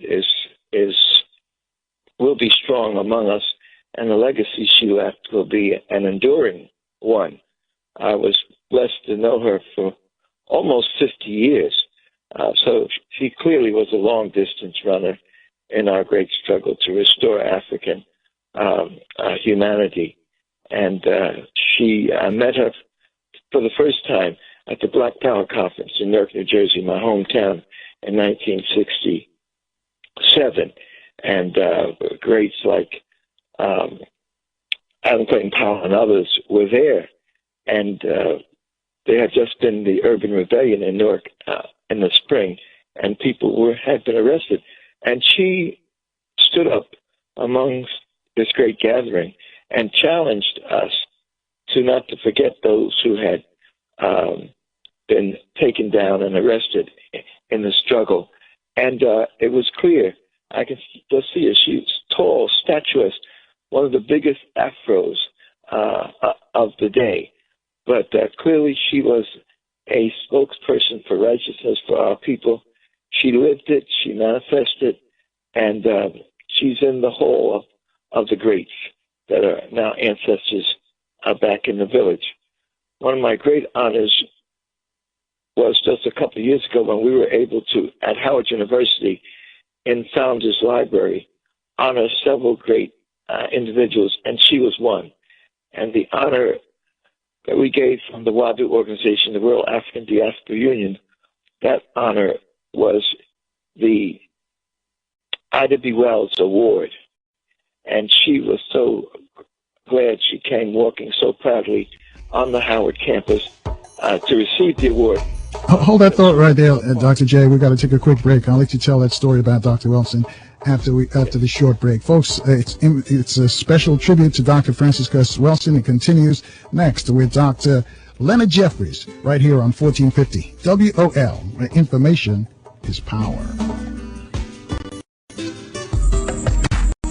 When the need arises for a funeral repast or a place to hold a memorial service for your loved one, call the New Horizon Hall of Elegance, located at 2209 Vernon Street, Mount Rainier, Maryland. They will take the worry out of you having to handle one more detail, giving you time to focus on family and friends. Call 301-277-5922 to find out more. That's 301-277-5922. That's the New Horizon Hall of Elegance, ready to serve you in your time of need.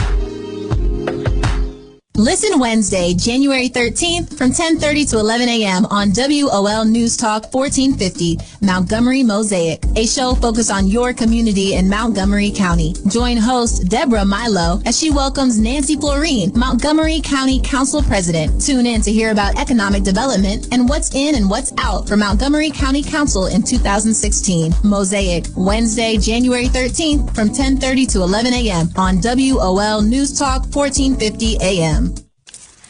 Okay, so Sarah, I'm dropping you off at Emily's? Yep. And Josh, you're going to? Soccer, Dad. Soccer practice. Right. Oh, by the way, I just wanted to let you know when I pick you both up, I'll be wearing my short shorts. What? No! Yep, and my dorky dad hat, and I'm going to do my dad dance for all your friends. They'll love it! Seriously? Why? Because I like my short shorts. Of course, I could be talked out of it if you guys would just buckle up your seatbelts without giving me a hard time. It's important to get your kids to buckle up for safety, no matter what it takes. And sometimes, all it takes is your parental powers of persuasion.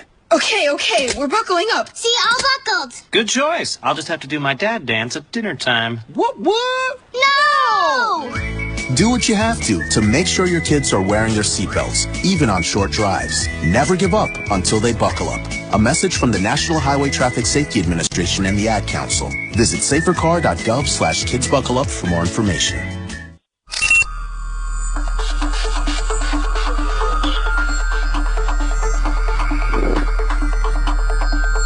Real Talk Radio in the AM. The #1 morning show. #1 on everybody list. Carl Nelson on 1450 WOL. And thank you for staying with us. 25 after the hour, you're listening to a special tribute to Dr. Francis Cress Welsing.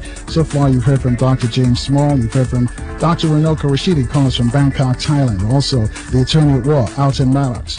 The Afghan priestess, Sister Ama, was with the Dr. Welsing as she actually made a transition. Professor Jim Clingman stopped by, a community activist out of Compton, California. Molly Bell was here, and now we're speaking with Dr. Leonard Jeffries. Dr. J, I'm going to let you continue your story that you started before we left for the break. Yes, well, I certainly want to stand with all of us around the world that are indebted to her for giving us what I refer to all the time as a full understanding, a better understanding of systems analysis. And she helped me become a great teacher by using her systems analysis understanding that if you do not, and she got it from her great teacher, Neely Fuller, that if you do not understand the system of white supremacy, everything else will be a confusion for you. And so I was glad, as the president of the World African Diaspora Union, a couple of years ago, to give her the honor that we named for Ida B. Wells, who is, again, one of the great warrior queen strugglers in our history. And she said she was so honored to receive it because she knew Ida B. Wells, went to school with Ida B. Wells daughter, her parents knew Ida Wells. So she understood the importance of history. She understood the importance of struggle. Most recently, Elton Maddox, one of our great strugglers, we call him our lawyer at war, the attorney at war, had an affair in Washington in which she participated along with my wife, Dr. Leonard Jeffries, and myself. So till the end, she was standing strong, and certainly she has returned to the village in the African tradition, but she's standing at the head of the class in terms of those who achieved, in the name of our people, a great stature for their contribution and their sacrifice. So I appreciate what you're doing and getting voices from around the country to acknowledge our great sister.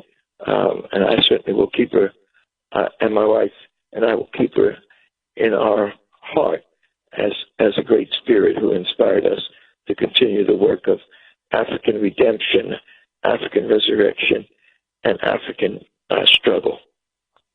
Thank you, Dr. Leonard Jeffries. Thank you. Thank you very much. 28 after the hour. 800-450-7876. We could see a lot of some of our listeners, their thoughts on Dr. Welsing. Let's go to line one. Nia 2X is calling us from Washington, D.C. Nia 2X, your thoughts on Dr. Welsing. Good morning. Hotep. Assalamu alaikum to you, Brother Carl. And of course, Alaikum salam, sister. Yes, sir. And of course, to your listeners. I want to thank you, Brother Carl, for all that you do for us. Coming to your classroom every day, every morning, learning, listening, and all the other greats on WOL. We always learn so much, and we get to participate with our teachers. I want to give my heartfelt condolences to Dr. Welsing's family, and indeed say thank you to her spirit, her memory, for all that she has done for us in her great teaching, and also to agree, especially with Brother Jim Clingman, when he talked about her courage, because the courage from her was very bold, it was very adamant, it was steadfast. She was not bending, bowing. She didn't waver for over 40 years, teaching on the same subject, racism, white supremacy, free at Howard University the second Thursday of each month. We would go to Howard University to sit down, to hear again and again, and to learn more about this very important subject, covering all 9 areas of people's activity. She described this horrible, wicked, real system as the most dominating system in the world. It dominates.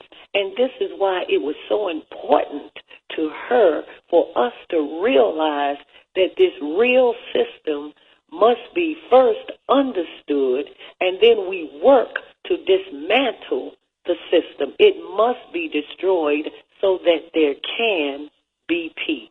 What a sister Allah God has given to us and has called back home. And now it is incumbent upon us, as many of your callers are saying, to continue the work to dismantle and destroy this horrible alien system that is not a normal system, but it is real, and it does dominate, as she taught from her teacher, the great Neely Fuller.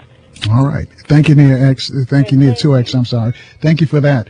As I mentioned, so far we heard from Dr. James Small, Dr. Runoko Rashidi calling us from Bangkok, Thailand, the attorney at law, Elton Maddox, Sister Afghan Priestess, Sister Ama, Jim Clingman, Molly Bell, Dr. Leonard Jeffries, and joining us right now is Dr. Umar Johnson.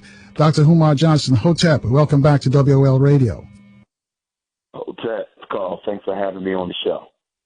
Your thoughts on Dr. Welsing?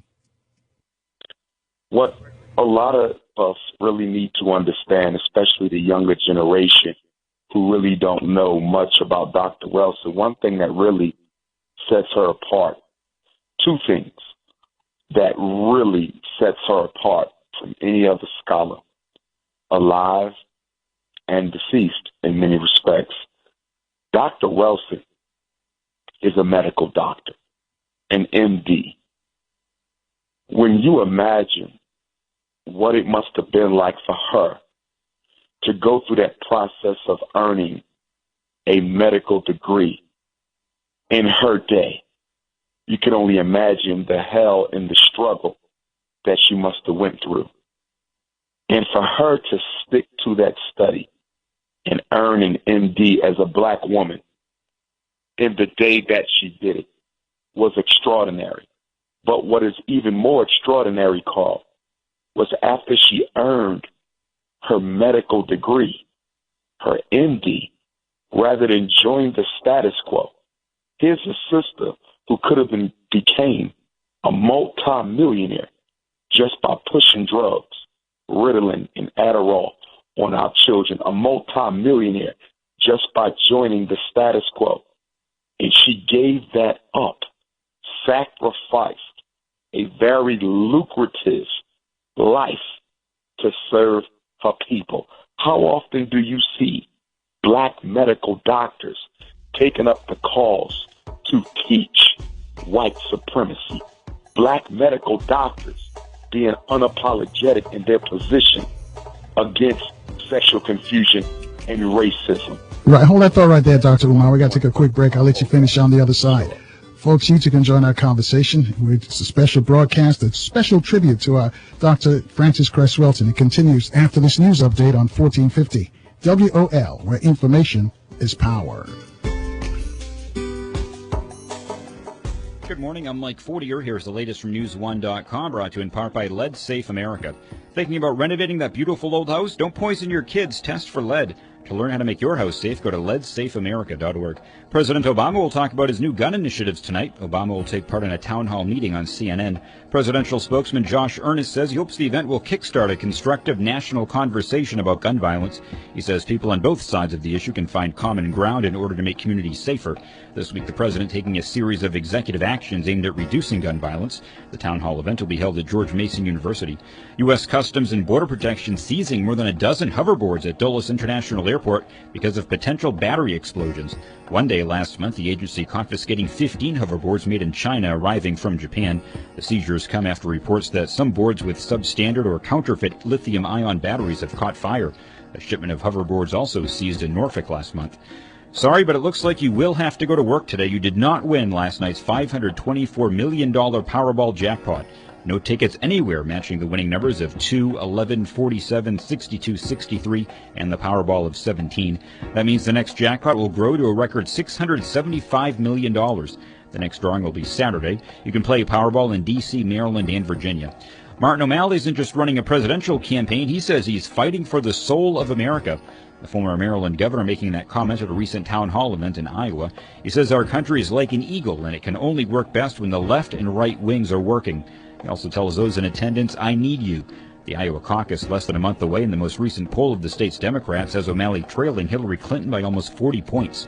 Cleveland beats the Wizards 121-115 at the Verizon Center last night. This report brought to you in part by Lead Safe America. Think lead poisoning is just a problem of the past? Think again, 1 in 4 kids lives in a home with potential lead paint hazards. Learn more, be safe, leadsafeamerica.org.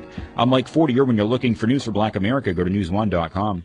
This traffic report is brought to you by Lead Safe America. Traveling in Maryland this morning, you are dealing with very heavy volume on the outer loop between the 95 interchange and Georgia Avenue, so expect some delays there this morning, as well as the Baltimore-Washington Parkway southbound between 50 and Eastern Avenue. In the district, there's an accident just reported 295 northbound between Howard Road and the 11th Street Bridge, so the accident is going to jam you up from Malcolm X Avenue, so just be aware of that as you head out this morning. Also, very stacked impact on 295 95 southbound between Eastern Avenue and Pennsylvania Avenue. New York Avenue inbound between Florida Avenue and the 3rd Street Tunnel, also still very heavy volume. Today's high will be 43. Tonight, a low 31, and tomorrow expect a high of 46. Think lead poisoning is just a problem of the past? Think again. 1 in 4 kids lives in a home with potential lead paint hazards. Learn more. Be safe. LeadSafeAmerica.org. I'm Malika Flippin for News Talk 1450 AM WOL, where information is power.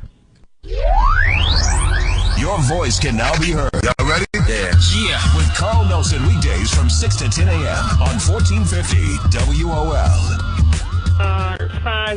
The ISIS papers, that book is 20 years old. If somebody told me that by the year 2015, ISIS would be used to describe what the system says is the greatest enemy of the West, of Western civilization.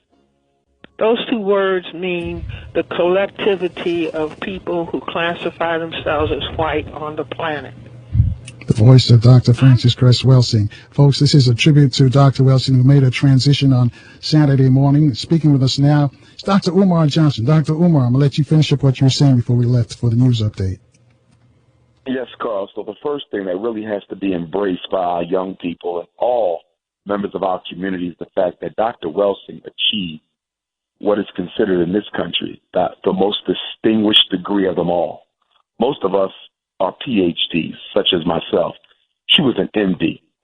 Imagine the type of integrity and character and honor that it takes for a black woman coming up in Dr. Welsing's youth to reject the status quo expectation and dedicate her life to teaching her people about white supremacy. Imagine the strength of heart to be unapologetic in her opposition to sexual confusion, lesbianism, and homosexuality. The only medical doctor I know ever to have lived black to openly and unapologetically be against that and to openly and unapologetically expose white supremacy. But the second thing, Carl, which might even be more remarkable than the first accomplishment, is the fact that Dr. Welsing remained consistent throughout her life.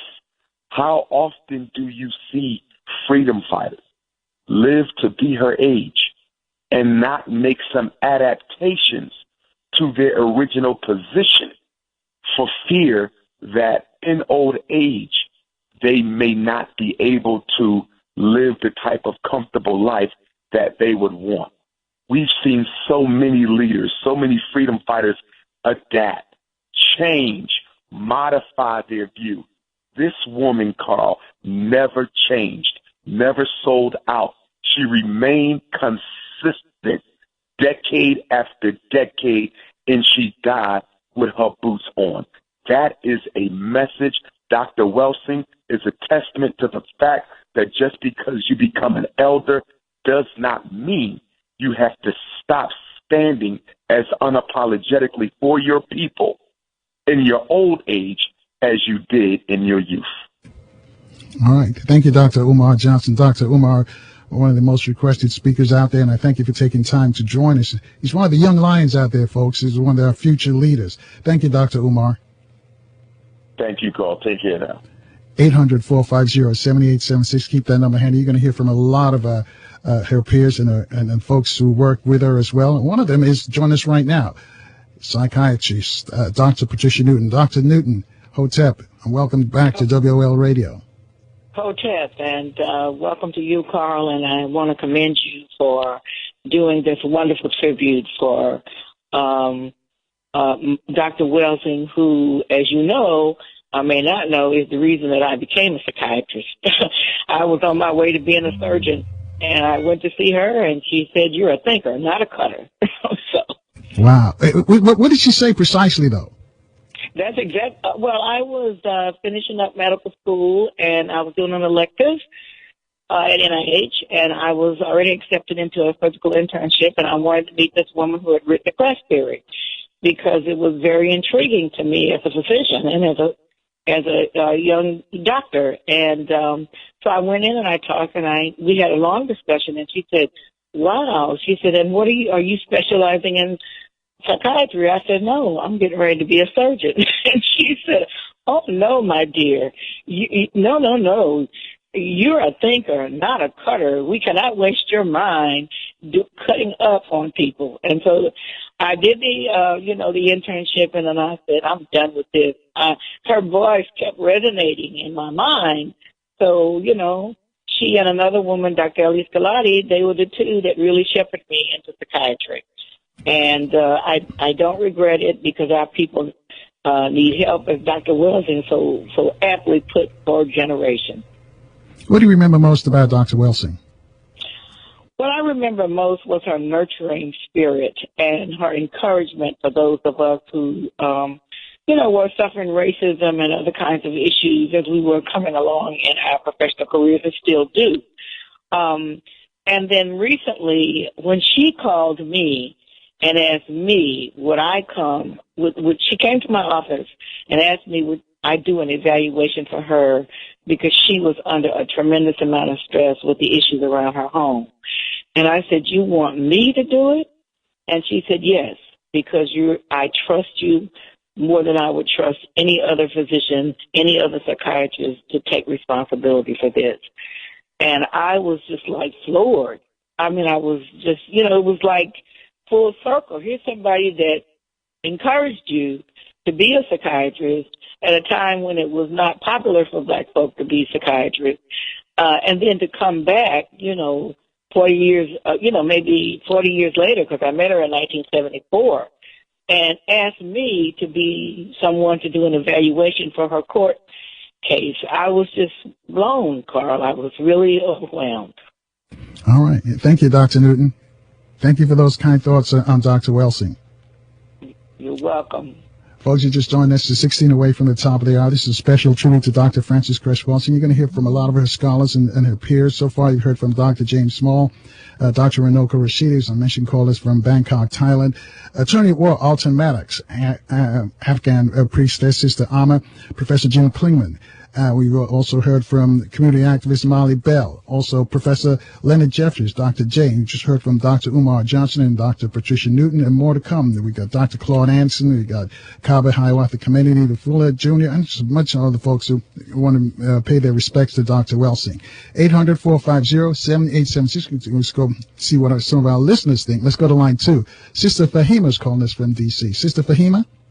Yes. Good morning, Carl. Can you hear me? Loud and clear.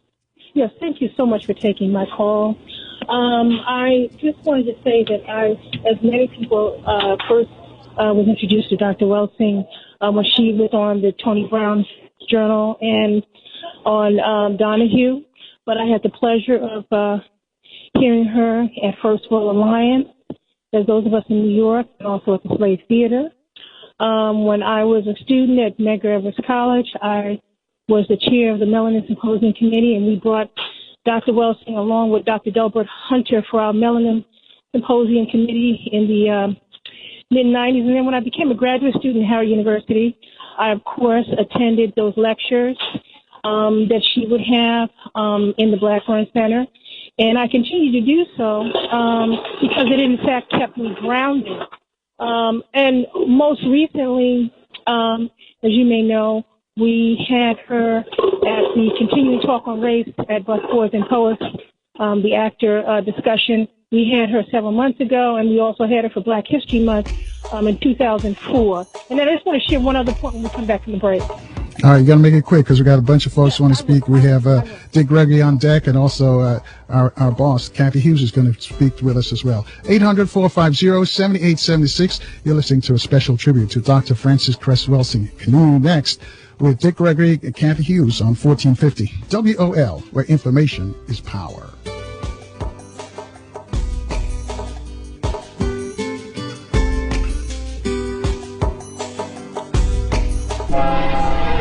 It is coming like a freight train with no brakes.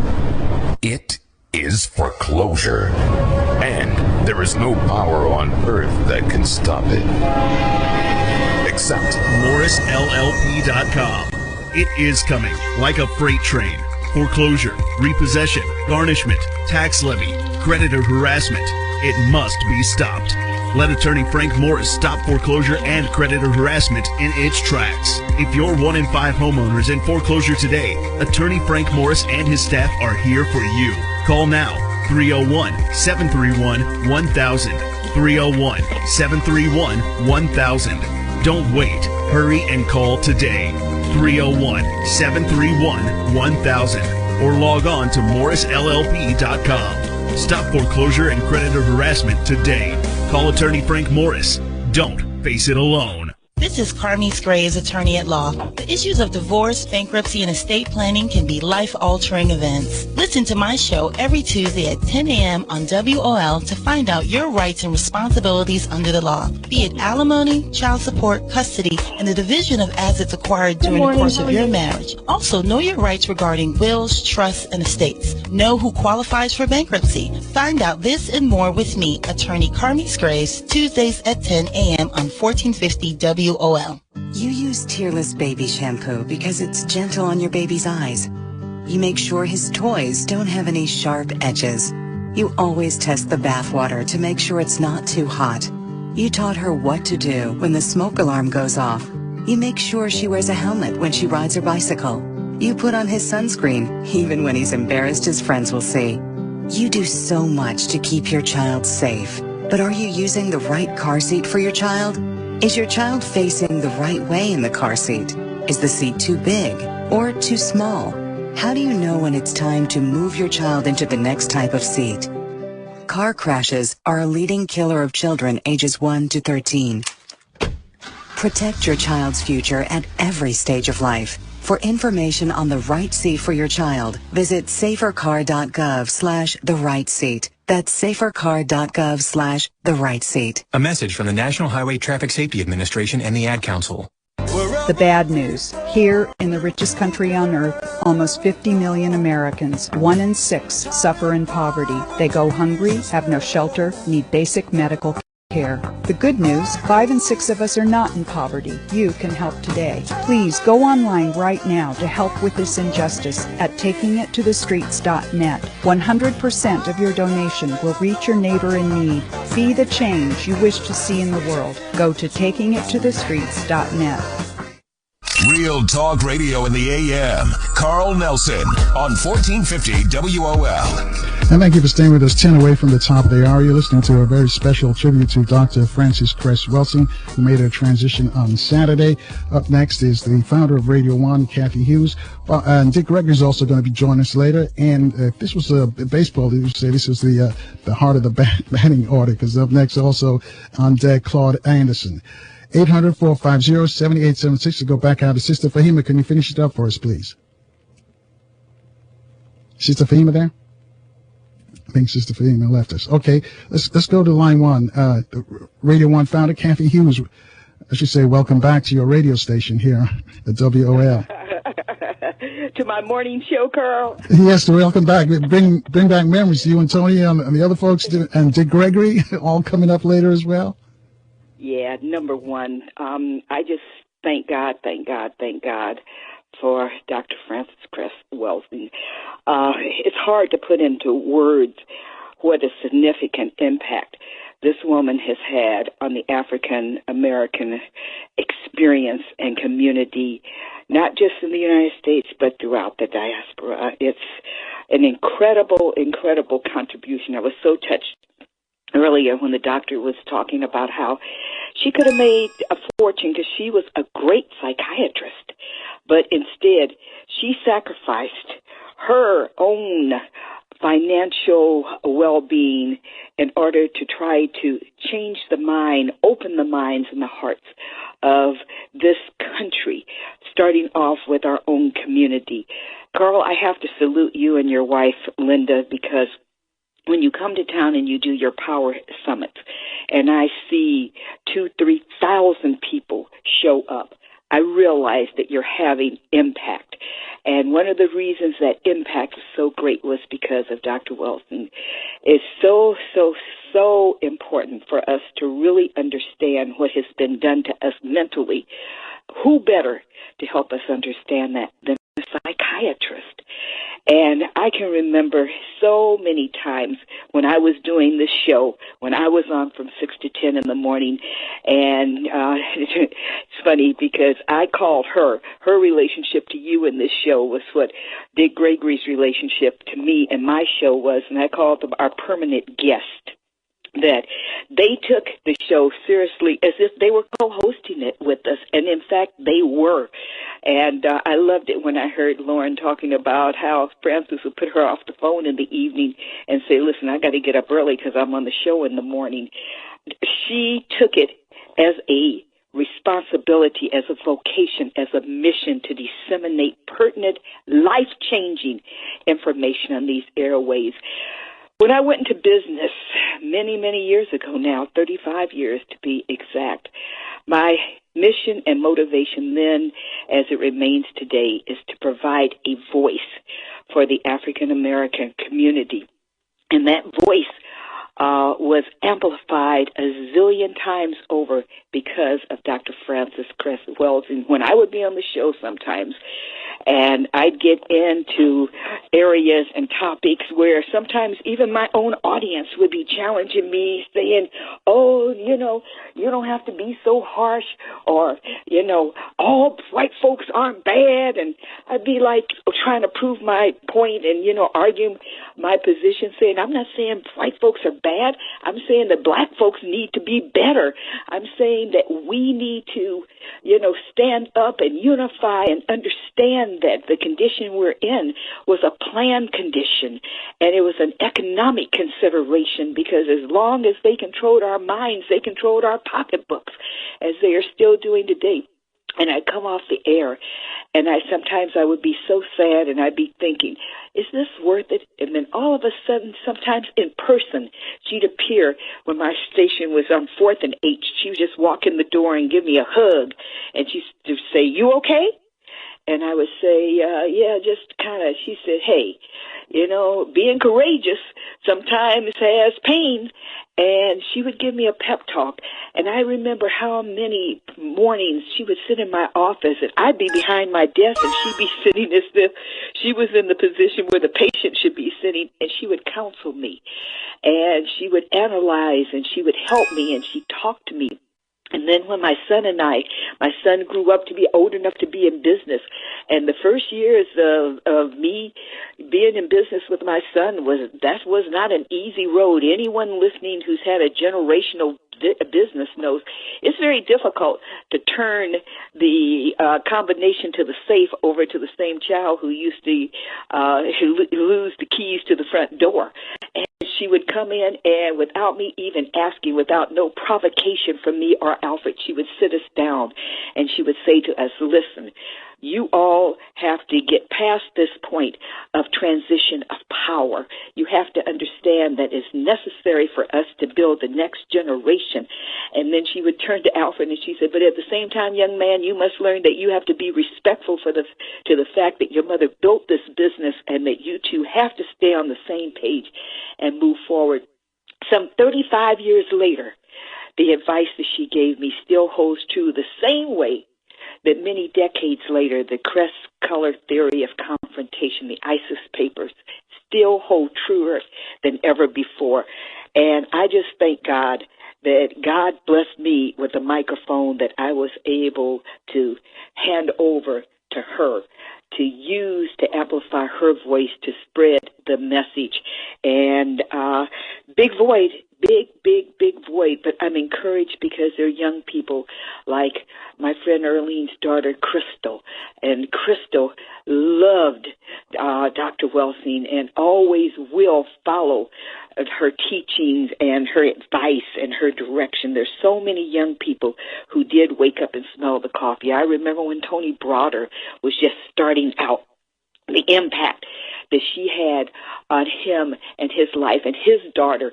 I remember her one day sitting in my office saying to me, you know, she's going to write a book. And I said, Tony's daughter at that time, I think, couldn't have been any more than 9 or 10. And she looked at me and she said, what's that got to do with writing a book? and the encouragement of all ages, of all individuals, and last but not least, her patience with those of us who may not have gotten it right away, those of us who it might have taken a little longer to embrace the fact that we have been brainwashed by this system and been used by this system against each other. She never lost patience. She never lost faith. She never lost belief that her community could be improved and live up to its full potential of its greatness. And I'm just so honored this morning that you're dedicating this show to her, all of the incredible voices. But for us just to pay her homage, for us to pay her honor, and to talk about how great she was is irrelevant to her and to our community if we do not move forward and teach our future generations what we must do to have true and real liberation of our minds and our people and our community. All right. Thank you, Ms. Hughes, our founder here at Radio 1. I just want to thank you for allowing us to do what we do on the radio here. Some people don't know, but it's because of you why we're here. As I said, when I went into business, now that I'm a publicly held corporation. Right. Well, hold on a sec there, Ms. Hughes. We got to take a quick break. 800-450-78. No. Hey, tell the break to hold on. Okay. Hold on, Kevin. Yeah, thank you. Okay, tell Kevin to hold on. The reality is that now that I'm a publicly held corporation, it's our obligation to say that our number one, objective is to enhance shareholder value. That's what all chairpersons. And God blessed me to be the first African American woman to ever chair a publicly held corporation. The reality is that, yes, I understand that is my obligation to my shareholders, but my mission and my commitment to my people was shaped by Dr. Frances Cress Welsing, and that was the liberation of our minds. And I just wanted to say that before we go pay the bills that keep this show on, and I want to once again thank you for providing that platform for her each and every morning to disseminate information to the greatest community in the world, Washington, D.C., the residents of Washington, D.C., and then, thank God, because of technology, her message could be heard throughout the world.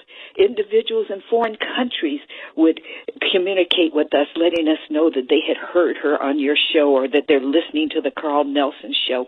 And I just wanted to say thank you and congratulations to you.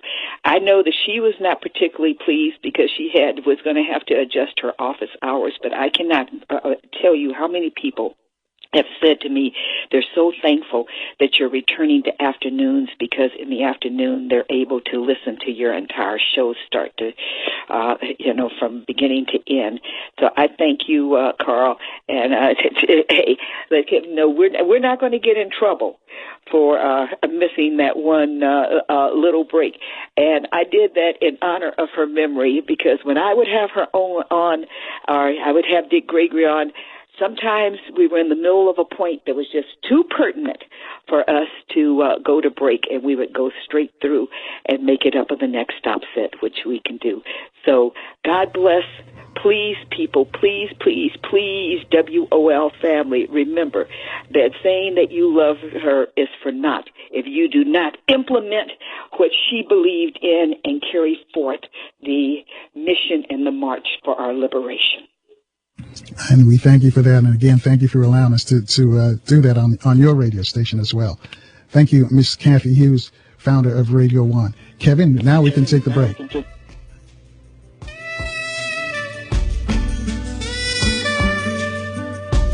This traffic report is brought to you by FEMA and the Ad Council. If you're headed out in Maryland this morning, you're dealing with an accident. Pennsylvania Avenue, outbound at Suitland Parkway, so that's jamming you up from the Beltway. Be aware of that.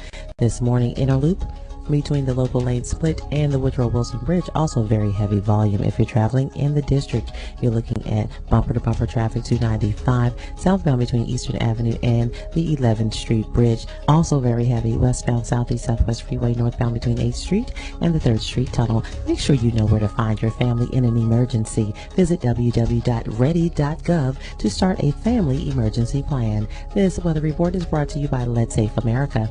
Today's high 43, tonight's low 31, and tomorrow high 46. Did you know that childhood lead poisoning costs the American taxpayers more than $50 billion a year? Visit letsafeamerica.org to learn more. I'm Malika Flippin for News Talk 1450 AM WOL, where information is power. Have you called to schedule your next appointment at Advanced Dental yet? No, not yet, but I will. I got time. Well, you know if you don't make your appointment before December 31st, you'll lose your unused dental coverage. I didn't know that. Your unused coverage doesn't roll over, so if you don't use it, you lose it. Take advantage of the holiday season and this time that you have off, and make sure that you call to make your appointment today. You're right. I'll call Advanced Dental. What's the number again? 301-474-6392. Or you can make your appointment online at dmvsmiles.com. Are you hiring but not sure where to find the best candidates? As a business owner, I can tell you that your company is only as good as the people you hire. I can also tell you that posting your job in one place isn't enough to find quality candidates. But when you're short-staffed, there's no time to deal with the dozens of different job sites. Until now. Thanks to ZipRecruiter.com. I can post to 100-plus job sites with one single click and be instantly matched to candidates from over 4 million resumes. Just post once, and within 24 hours, watch your candidates roll into ZipRecruiter's easy-to-use interface. ZipRecruiter has been used by over 400,000 businesses, and you can try it right now for free. Getting the right people for your company is so important. Try ZipRecruiter and get your perfect candidate before they go to somebody else. Today, you can try ZipRecruiter for free. Go to ZipRecruiter.com/talkradio. That's ZipRecruiter.com/talkradio. Again, ZipRecruiter.com/talkradio. This is the news. This morning, we are saluting the 2.2 million women who have joined in the war effort. They now make up 37% of the workforce, changing their role forever. The prestigious Harvard Medical School is breaking ground today, opening its doors to new female applicants. Today, little girls all over the world look to the sky, where the first woman is now in space. Military stereotypes are challenged today with the trailblazing promotion of a U.S. female officer to 4-star general. It was just announced that the vast majority of last year's doctorate degrees were earned by women. We've come so far, but our news is changing for the worse. More women die from heart disease and stroke than men, even though it can be prevented. Make a change at GoRedForWomen.org today. Brought to you by the Ad Council and the American Heart Association's Go Red for Women.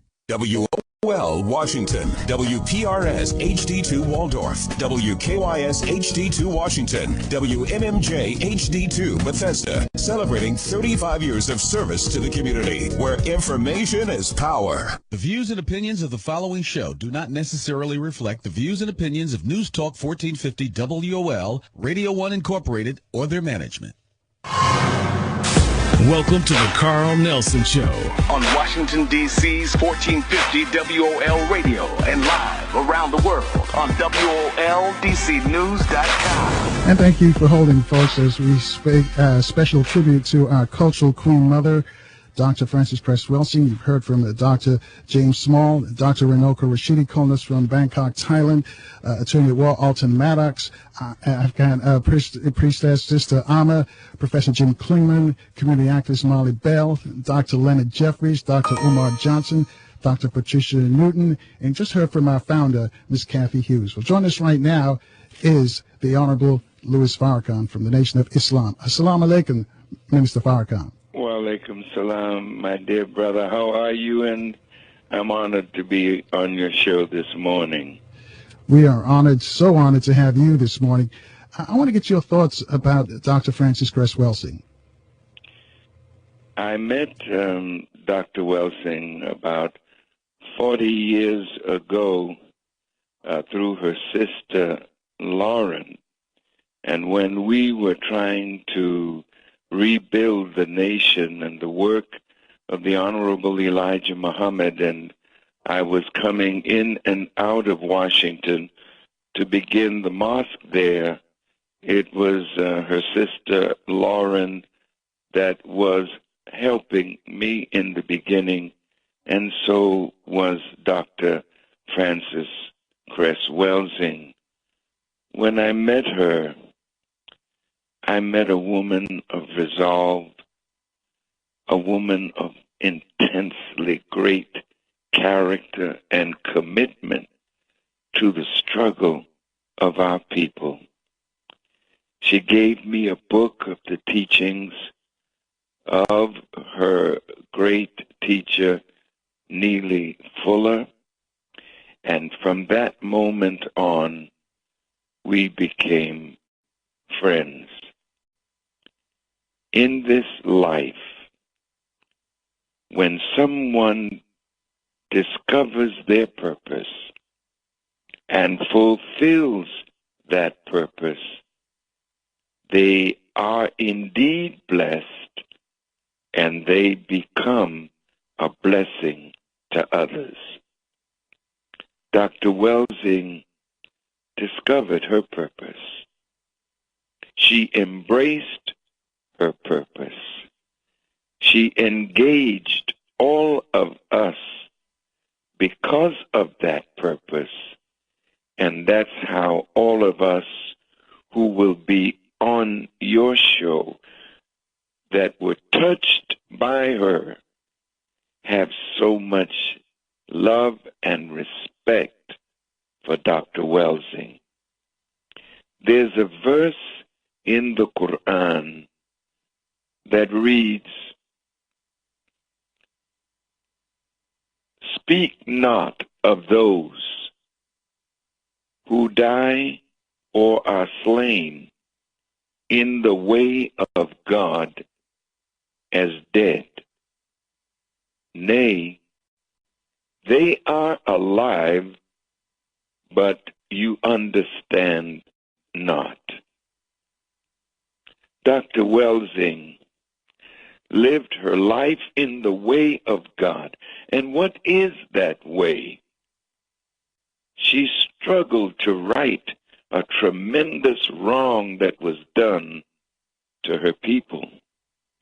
She educated everyone she came in contact with to the greatness of being black and original.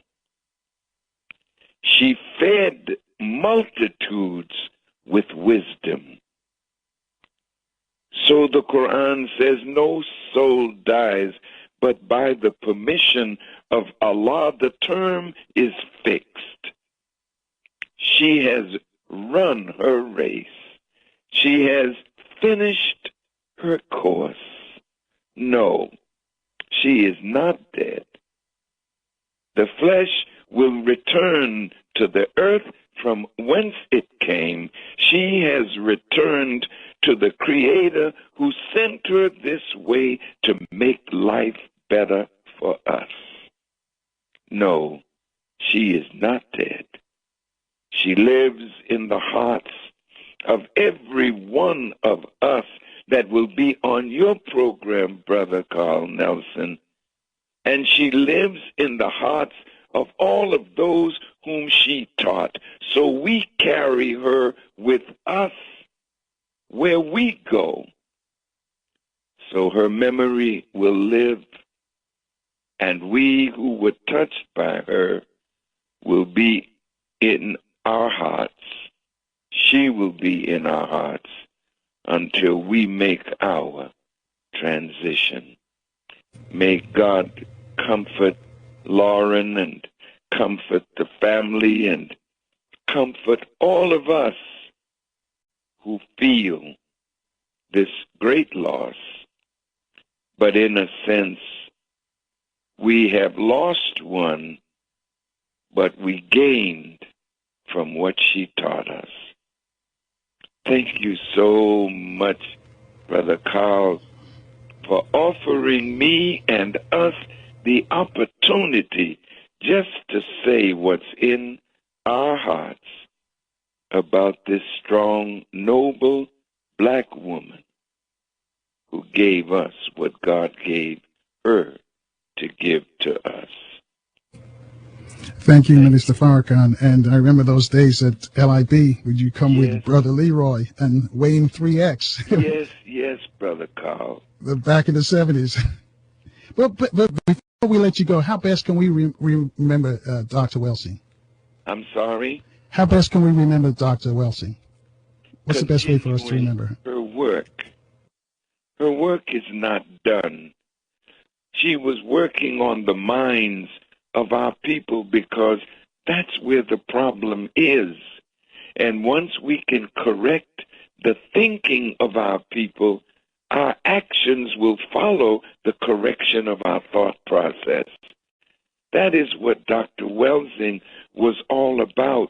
So those of us who have been touched by her and touched by those who are in the struggle, many of whom you named this morning on your program, we continue the work to deal with the condition of the black mind that has been destroyed under white supremacy.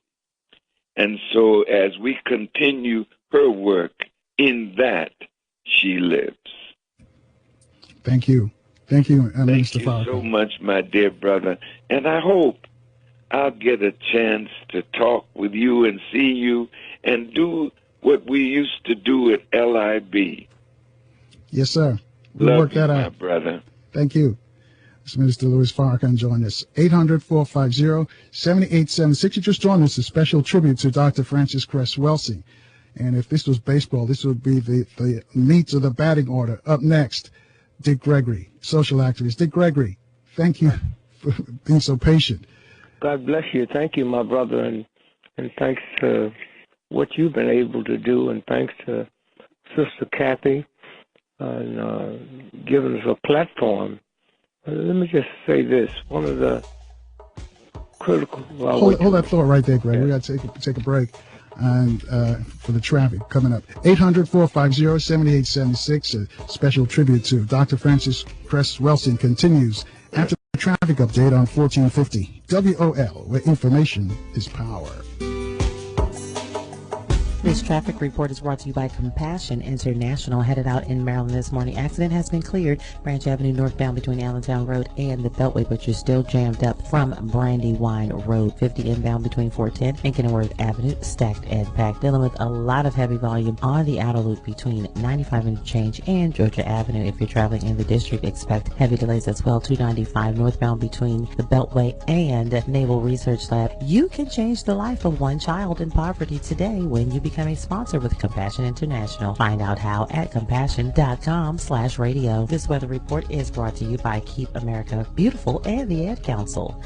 Today's high 43, tonight's low 31, and tomorrow high 46.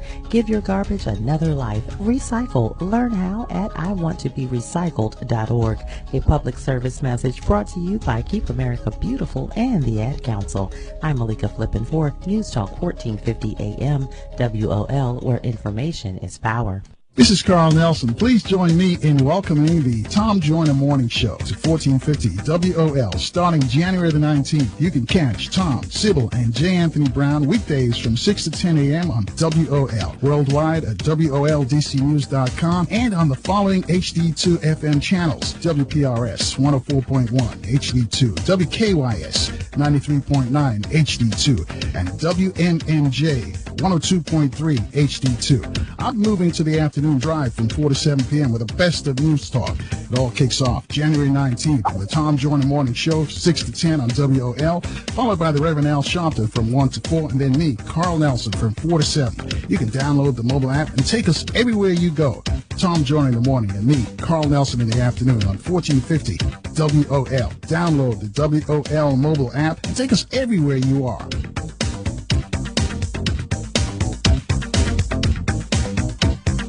Listen Wednesday, January 13th from 10:30 to 11 a.m. on WOL News Talk 1450, Montgomery Mosaic, a show focused on your community in Montgomery County. Join host Deborah Milo as she welcomes Nancy Florine, Montgomery County Council President. Tune in to hear about economic development and what's in and what's out for Montgomery County Council in 2016. Mosaic, Wednesday, January 13th from 10:30 to 11 a.m. on WOL News Talk 1450 a.m. Musicians, it's Guitar Center's winter clearance event. Your chance to get 2015 Gibson guitars at unheard of clearance prices. Check out over 250,000 guitars, amps, drums, keyboards, and more marked down for this event, including all 2015 Gibson USA guitars. Save up to 60% on leftover special buys, demos, open box, and more. Massive savings on brands like Marshall, Fender, Yamaha, and Zildjian. But remember, each location has its own selection, and it's first come, first served. Guitar Center's winter clearance. Now through Sunday. Don't miss it. Confessions of a Potentially Perfect Parent, brought to you by AdoptUsKids.org. Okay, here goes. I know more about cooking dinner for a party of 12 than I do about packing a lunch for a 12-year-old. I know kids like things like PB&J, pigs in a blanket. Oh, and fish sticks. They do love fish sticks. Fillets I get, but sticks? What part of the fish does the stick come from? I know I can read a cookbook that'll tell me how to make a red wine reduction, but where are the cookbooks that can teach me how to cut the crusts off bologna sandwiches? Oh, maybe we can compromise on mac and cheese. Can you make that with brie? Everybody likes brie, right? You don't have to be perfect to be a perfect parent. There are thousands of teens in foster care who would love to push your food around their plate. Call 1-888-200-4005 or visit AdoptUsKids.org for more information. This message brought to you by the U.S. Department of Health and Human Services, Adopt Us Kids, and the Ad Council. Real Talk Radio in the AM. Carl Nelson on 1450 WOL. Thank you for staying with us. 17 after the hour. You're listening to a special tribute to Dr. Francis Cress Welsing. You just heard from Minister Louis Farrakhan from the Nation of Islam. Joining us right now is social activist Gregory. Greg, your thoughts on Dr. Welsing? Let me just say first, thank you for this show, and thank you for Cathy Hughes, who we heard today, but this is not the first time that this sister had put it out there, and we have a platform and then someone who can deliver that platform like you. So we say thank you and peace and love to the family. Let me tell you what we hearing about. My mother told me that Santa Claus was a white boy, not a racist Ku Klux Klansman. And she was buying the toys, all right? And she put that in my head, and I believed it. Why wouldn't I believe what my mother was saying, right? And so now here comes Francis, comes through and write documents and do the research. And she makes it look easy. But doing the research in a white, racist, sexist system, that first, before you can get out there, you got to convince me who my mother basically said everything that this woman's talking about is wrong. My mother wasn't alive to talk about it, but I know her. And so consequently, the mind, the human mind, and one of the things I say to the family, that there's documents, don't let a scrap piece of paper in that office get away, because 100 years from now, her name won't be on it, okay? She knows stuff that would scare the average psychiatrist because they never factored in white supremacy. When I grew up, we were stupid enough to believe that the Ku Klux Klan determined public policy. Here's folks never been to school, can't read, can't write, but nobody ever told us it's the top corporations, the top white business people in America that has $1 trillion research to understand the brain. She didn't have that access to the money to understand it. There's a book out called Chaos, and it talks about butterflies in Peking Butterfly Park, flapping their wings now, called as we talk, determine the weather pattern 9 months later in New York City. Now think about everybody listening to this with all their PhDs, have never heard this and can't even deal with it. She had to not only hear it, but to deal with it. This new drug thing, as we've been talking today, 81% of everyone that have OD'd and will OD is white folks. Now, most black folks don't understand that. The number one drug out state is Vermont. But there's a thing that I'm sure she knew. There's a part of the brain, and that's why white folks just start understanding why 91% of the ODs in America from this new heroin that's out here. Here's what it is, and she's known this beyond this. There's a part of your brain that tells your heart to keep beating while you sleep. This new drug wipes that out. And that's why 91% of drug overdose deaths with this new heroin happens at nighttime while you sleep. Now think about what I'm just saying. This is what she knew. And in closing, let me say this to all of those who are listening. To the family members, my mother deserved the right to know what she wrote. My son and daughter, all the black folks in jail know. But because we weren't taught to read, just everybody talks about the Isaac papers. When are you going to put it in? When are you going to put it on tape? You talk about the rap music and all the stuff is in there. Well, what about these papers? That's not rap music. And because a filthy system didn't teach me how to read or write, I'm denied it with electronics, with all of the stuff that's out here now that can be delivered to me, and my genius can pick it up. And as I leave you, let me just say this. 2 billion years ago, the dinosaur left. The dinosaur, the big bad dinosaur, bigger than mountains, terrorized everybody. That's white supremacy, okay? When I look at white supremacy and think about that dinosaur and how vicious and terrorized it was, but what we don't know is 2 billion years ago, when the dinosaur was here, the butterfly was here, okay? The turtle was here, and they still here. And as I listen to this show today and listen to the folks that knew her talk about her, I thought about 2 billion years ago, that sweet butterfly. When I think about this sister, I think about the butterfly. When I think about this sister, I think about the turtle. The turtle. You can't get no sweeter and softer and kinder than a butterfly, and you can't get no more powerful than a turtle. What is the turtle? What makes the turtle work? The same thing that makes this sister work. Hard on the outside, soft on the inside, and willing to stick your neck out. And she was willing to stick her neck out because she could have kept her mouth shut and been a multi-millionaire.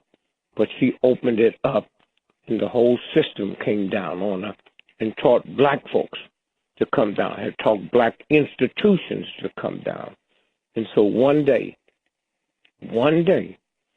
all of that's going to change, and she'll be at the top of the heap. So I just say thank you, Carl. Thank you, Cathy. And thank you for you listeners that's listening to understand her a little bit better. But her truth do not have to be validated by our ignorance. Just remember that, okay? And long will she live, and long will she be a force, and long will that vicious system. And when we sit around and talk about the Germans, you can't compare yourself to a German and Nazi. They were not in slavery under that Hitler Nazi regime, okay? That was war crimes.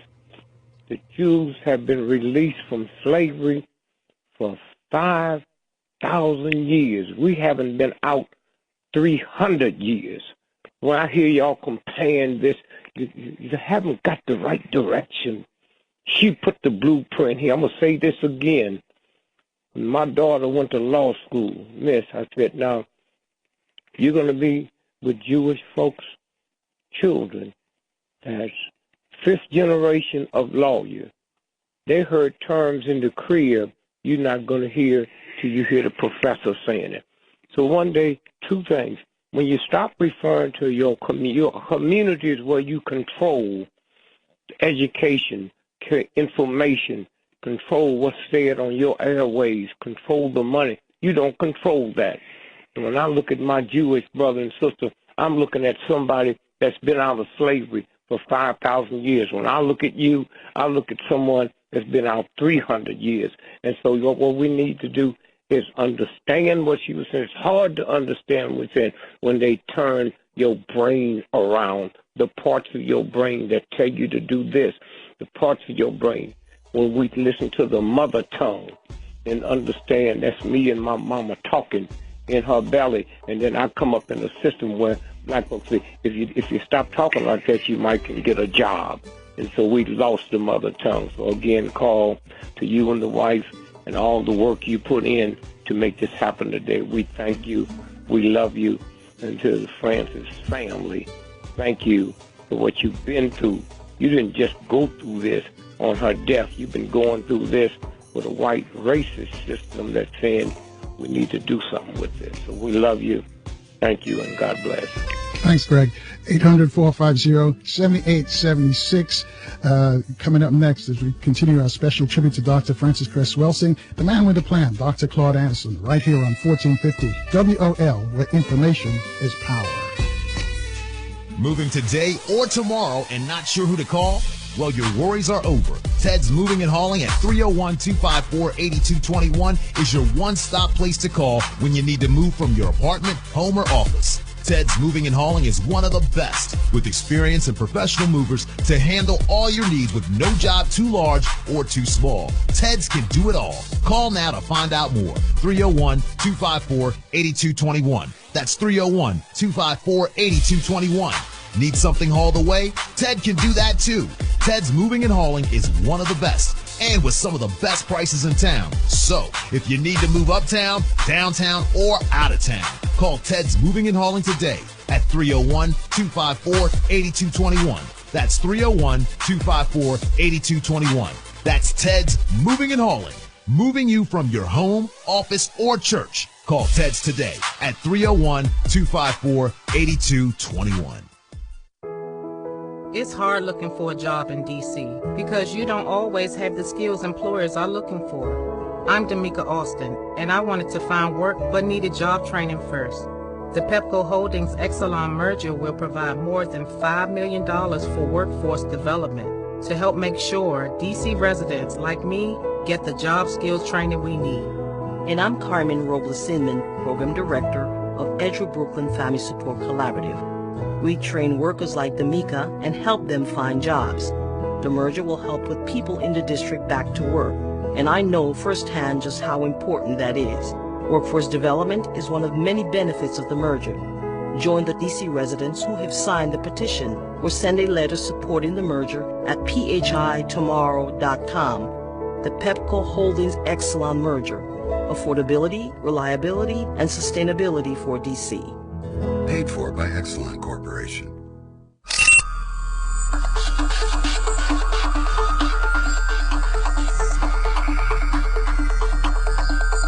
Real Talk Radio in the AM. The #1 morning show. #1 on everybody's list. Carl Nelson on 1450 WOL.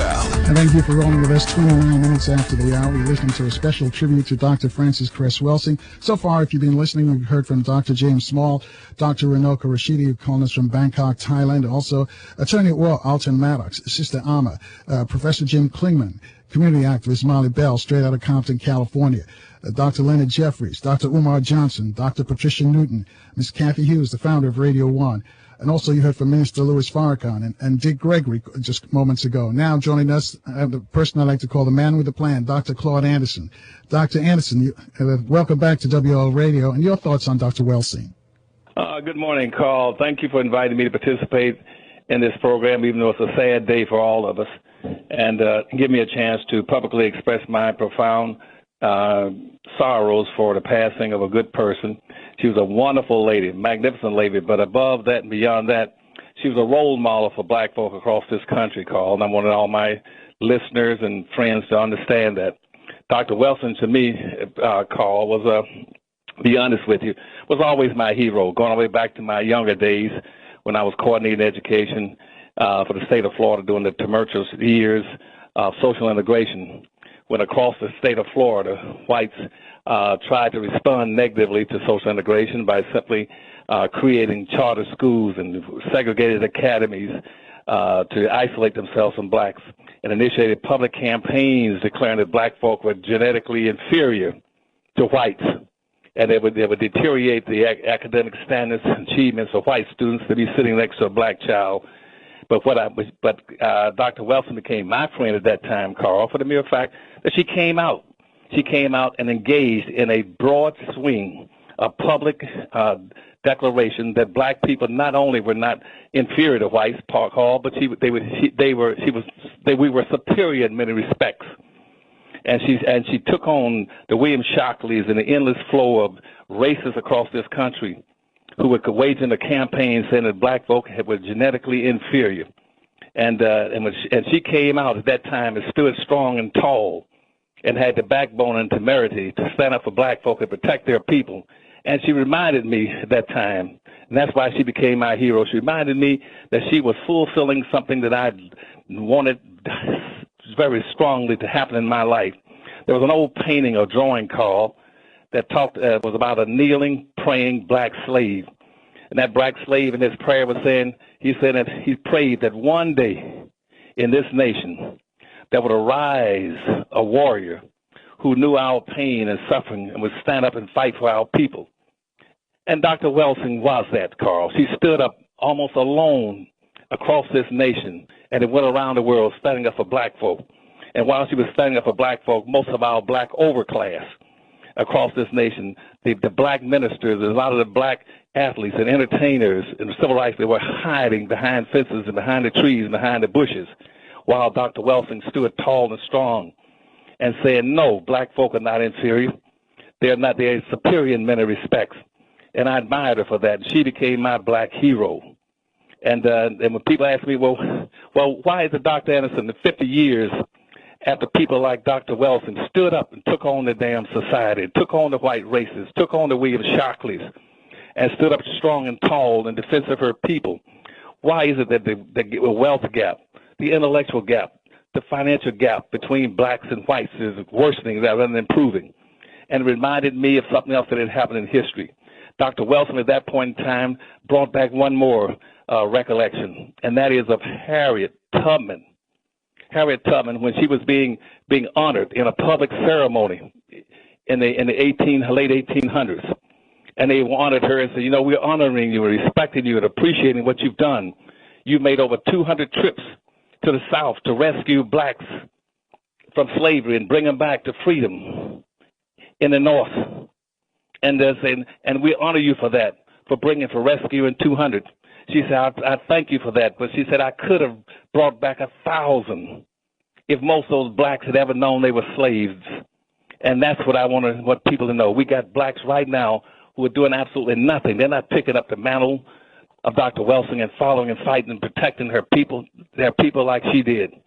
And consequently, what I'd like to say to you and all your listeners this morning, Carl, is that I want them, and I want them to understand that she was a wonderful role model for black people, and I want them to remember her in that respect, that she stood up when the rest of them were hiding behind trees, and in the present time when most of blacks are suffering across this country, we got no black leadership. All the successful blacks are doing absolutely nothing to save blacks, and yet they're going to come out and talk about what a wonderful lady that Dr. Welsing was. But they're not going to do anything. They're not going to stand tall and strong like she did. And I want your listeners to remember this day, do me a favor, and go out and honor Dr. Welsing by declaring across this nation that she was a role model, and that in today's term, that Dr. Welsing is a modern-day 20th century Harriet Tubman, and honor her forevermore as being the black Harriet Tubman of the 20th century. And that's what I want from you and your listeners, to remember that and honor her in that respect, and don't do what the rest must, and don't forgive all these blacks that are hiding and trying to honor her with a lot of fancy words and not doing anything to help and protect their people like she did in the 1970s and most of her life. And I thank you for that call. You can do that for me. All right. And before you go, I got to share this with you, because I spoke to her about the problems of raising money for the Harvest Institute, which is the only black think tank in the country. And I told her the story about 20 years ago. We were on the radio out in L.A., and a very famous international entertainer called her the show, and he says, Dr. Anderson, and he was going to say he was going to give you some money. He says, don't worry about it. I got you. It was close to the end of the year. He says, I got to have a tax write-off. So when I called you back and you told me that he was almost in tears and saying he couldn't do it because the Harvest Institute was for black folks. You know, this is a black entertainer, internationally famous.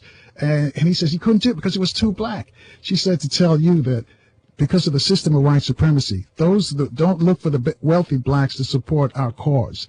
You've got to come after the little people, so-called little people, because they'll always have your back. So she wanted me to tell you that. Well, I appreciate it, and I'm glad you told me that, Carl, because, you know, I've struggled for 40-some years trying to write a plan for black folk, and I've fought everything from every level of government, from being with presidents, being a chairman for governors, being over education for the state of Florida, heading up conventions, and doing everything I could in politics and economics and education on behalf of black folk. But we, through the Harvest Institute, get very little support from the wealthy blacks in this country. And in a matter of fact, in one respect, they do me a favor, because it pretty well gives me somewhat of an excuse at some point in the very near future saying I quit and then let black folks be strictly on their own. I've devoted most of my life, just like Frances Welsing did, fighting for black folk, while the rest of them hide behind the tree in the bushes.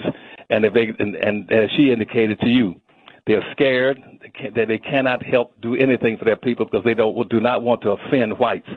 Well, then at some point in time, they won't have any black leadership left in America, because they are busy giving flowers after the person dies rather than giving flowers while they're alive and going out trying to work together as a team. Racism is a team sport. You either play as a team or you lose by default. And our people have never gotten that clear in their heads. And so, but Dr. Welsing was a role model for black folk, and I appreciate that from her. I loved her for it, and I loved you for your comments that you brought to me from her.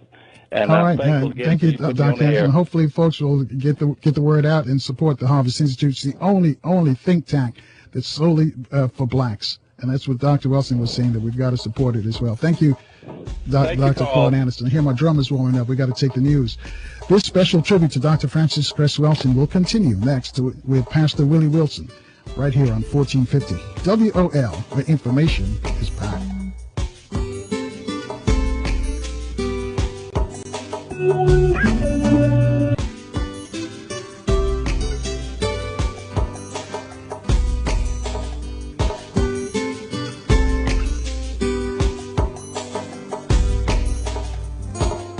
Good morning, I'm Mike Fortier. Here's the latest from NewsOne.com, brought to you in part by Compassion International. Every child deserves enough. That's what you can give to a child in poverty when you sponsor through Compassion International. Find out how at compassion.com/radio. President Obama will talk about his new gun initiatives tonight. Obama will take part in a town hall meeting on CNN. The goal of the town hall meeting is for the president to engage with both people who support his position on gun safety, but also to have a conversation with those who don't agree. Presidential spokesman Josh Earnest says he hopes the event will kickstart a constructive national conversation about gun violence. This week, the president taking a series of executive actions aimed at reducing gun violence. The town hall event will be held at George Mason University. A teenager says he and some friends were beaten up while on the metro. The 15-year-old boy says the attack happened New Year's Day while at the Shaw Howard University metro stop. His mother says 8 teenagers are responsible for the unprovoked attack. She tells Fox 5 her son and his friends had to go to the hospital. The attack comes less than a week after another teenager was punched and knocked down at the Pentagon City metro station. If a new task force does its job, you should feel safer walking through D.C. streets. Mayor Muriel Bowser and Police Chief Cathy Lanier announcing yesterday the formation of the task force that'll focus on street crimes. Lanier says there have been about 45 robberies already this year. That comes after a 5% increase in robberies last year, but city officials say robberies are down more than 20% from 8 years ago. Some property owners getting a surprise. They're being told some of the land they've built on is really public land, and whatever they've built on it has to be torn down. The land are part of the Purple Line light rail project that'll run from Bethesda to New Carrollton. About 80 property owners getting letters ordering them to remove structures they've built. One homeowner tells the Washington Post she's shocked and is thinking of suing the county. This report brought to you in part by Lead Safe America. Thinking about renovating that beautiful old house? Don't poison your kids. Test for lead. To learn how to make your house safe, go to leadsafeamerica.org. I'm Mike Fortier. When you're looking for news for Black America, go to newsone.com. This traffic report is brought to you by Let's Safe America. Traveling in Maryland this morning, Baltimore Washington Parkway southbound between 202 and Eastern Avenue. You can expect a very heavy volume. Jammed up as well on 50 inbound between 202 and Kenilworth Avenue. The outer loop between 95 Interchange and Georgia Avenue also stacked and packed this morning, and expect very slow go on the inner loop between the local lane split and the Woodrow Wilson Bridge. Think lead poisoning is just a problem of the past? Think again. 1 in 4 kids lives in a home with potential lead paint hazards. Learn more. Be safe. LetSafeAmerica.org. This weather report is brought to you by the Foundation for a Better Life. Today's high 43, tonight low 31, and tomorrow high 46. Winston Churchill's words stirred his country in the face of defeat. Today they inspire us to reach for our own victories. Commitment. Pass it on. From the Foundation for a Better Life at values.com. I'm Malika Flippin for News Talk 1450 AM WOL, where information is power. Your voice can now be heard. Y'all ready? Yeah. With Carl Nelson weekdays from 6 to 10 a.m. on 1450 WOL. Towards white genetic annihilation. And so the reaction, I say we are seeing in the system of racism, white supremacy, the reaction to we are not going to have it. Elton Maddox, you've heard from Sister Ama, you've heard from Jim Clingman, you've heard from Molly Bell, Dr. Leonard Jeffries, Dr. Umar Johnson, Dr. Patricia Newton, Ms. Cathy Hughes, Minister Louis Farrakhan, Dick Gregory. You just heard from Dr. Claud Anderson, and joining us right now is Pastor Willie Wilson. Reverend Wilson, welcome back to WOL Radio. Good morning, Carl, and the blessings of a new year to you. Thank you. Let me just say this, folks. Dr. Wilson, this church is the home of the Power Talk 2 and the upcoming Power Talk 3 conference, which is taking place June 16th, 17th, 18th of this year. Pastor Wilson was also one of only 7 people who once joined and supported Dr. Wilson at a hearing with the city when she called out for public help, and only 7 people showed up. And Pastor Wilson, thank you for being one of those 7 folks who showed up to support Dr. Wilson. Well, I had no choice, all the work that she has done for us and for our people, there was no choice. When she talked to me and I went over to her house and personally listened to the cacophony of noise that was so disturbing her, I had no choice but to join in and see what I could do. In fact, went down to meet with the city officials to try to get them to move to do something, and it just didn't happen. But, she did her work. She did great work for our people and for our nation. She asked that crucial question, why? And she answered it. Why are we so despised? Why are we so hated? Why are we so rejected as a people? And not only did she ask that question, but she answered that question in a way for those who would hear, gives us clear understanding of why we are treated the way we are and why there is such great hatred and rejection for our people. I remember the very first time that I heard her speak many years ago. She talked about how when she graduated from college, her parents wanted to know what she wanted for a gift, and she said, I want to go to Germany because I want to see why Hitler hated the Jews so much. And I remember most vividly her saying that, when you keep your computer on, you'll get a printout. And she kept asking that question, why? And she said she was washing dishes at her sink, and the answer just came to her through a word, Semite.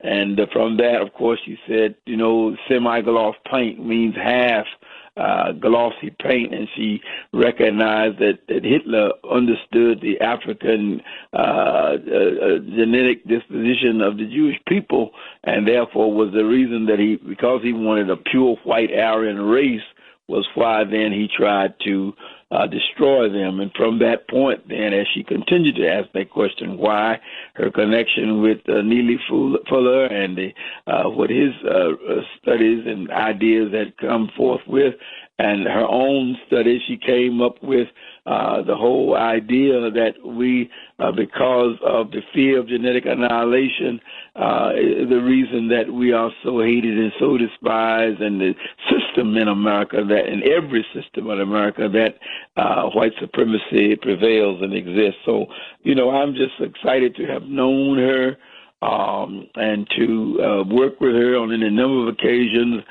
We honored her at Union Temple some years ago, and she quite often frequented the church when we were having various activities, and was a part of the Union Temple family. We claim her and own her as a part of the Union Temple family. And I want to thank you also, because at Union Temple is where the 40-day Ascension is going to take place on Wednesday, February the 11th. Do we have a time on that yet? Absolutely. Do we have a time on that yet, Pastor Wilson? Don't have a time on it yet. I would suspect it'll probably be 7 or 7:30, somewhere thereabouts. That's on a Thursday. So I'm suspecting that will be the time, but we haven't set that time yet. All right. Folks, you just keep listening. We'll let you know. Pastor Willie Wilson, thank you, and thank you for all you do in the community as well. Well, thank you, Carl. Looking forward to June when we all come together. That's right. Power Talk 3 will be there, folks. We'll tell you more about Power Talk 3. Keep listening. Thank you, Pastor Wilson. Thank you now. Peace. All right. 14 away from the top of the hour. As you mentioned, it's a special tribute to Dr. Welsing. And joining us right now is Brother Kaba, Hiawatha Kamene. Some of you know him as Booker T. Coleman. Hotep, Brother Kaba. Hotep. And thanks for inviting me to honor our great sister, Dr. Frances Cress Welsing. And I think it was so appropriate in terms of the honoring of her in this Power Talk 2 this past June. I spoke to you about it, my brother Nelson, and how honored I was to be a part of that, because it's so appropriate to honor and to have honored her at this particular time, because we let her know how we cared about her and how we respected her work. And my exposure to her goes back a number of years. But most importantly, and what I stressed at the Power Talk too, is what I always talk about with Dr. Frances Cress Welsing, was that I was a teacher, early childhood teacher at this particular time in my life, my first exposure. And she touched many children through me, as she has touched so many people through the people that she has touched. And again, I was a kindergarten teacher. And since that time, I've taught every grade. And my work in melanin and the study of melanin and the role that it plays and the concept of genetic annihilation and understanding who we are as a people. As a child, you don't always understand why people react to you the way they do. And as Minister said prior to me, the question that she asked is why so hated? Coming to realize that hate really was a reaction to a much deeper feeling, which was fear. And that fear was genetic annihilation, realizing in looking at her conversation with Dr. Shockley on Tony Brown's journal, 1975, looking at her time with Phil Donahue when she was on his show. And what she kept saying constantly from a deeply psychological perspective was she realized she had only but so much time to be on that program. And so she focused on an issue that would permeate not just peoples of African descent, but peoples of European descent, and the idea that you are feared. As an African person, the color of your skin brings fear. When we're walking in the streets and we're talking to our young people, particularly our young brothers, to understand that when people interact with you, their first reaction to you is because of the color of your skin and the fear and the desire to go back to having that skin color. For a child, for me to be able to talk to children on that level, to assist them in understanding that hatred was the reaction to the fear that they had of you. And it was important that I be able to give this to our children in particular, because that allowed children to be able to go through life and navigate through life, understanding, because when someone hates you, you wonder, what did I do to make them hate me? But when someone fears you, you have to ask yourself, who are you that they would fear you? Wow, that's deep. Thank you, Dr. Kaba, Kamene, Booker T. Coleman, and we'll look forward to see you in the Hidden Color series when it comes out. Thank you for joining us today. No doubt. All right, folks, this special tribute to Dr. Frances Cress Welsing continues. Next up, we've got Neely Fuller Jr. We've got folks like Tony Browder, Brother Tariq Nasheed from the Hidden Color series, Dr. Julius Garvey, and also Attorney Legrand Clegg, all coming up next as the big show rolls on from 1450 WOL, where information is power.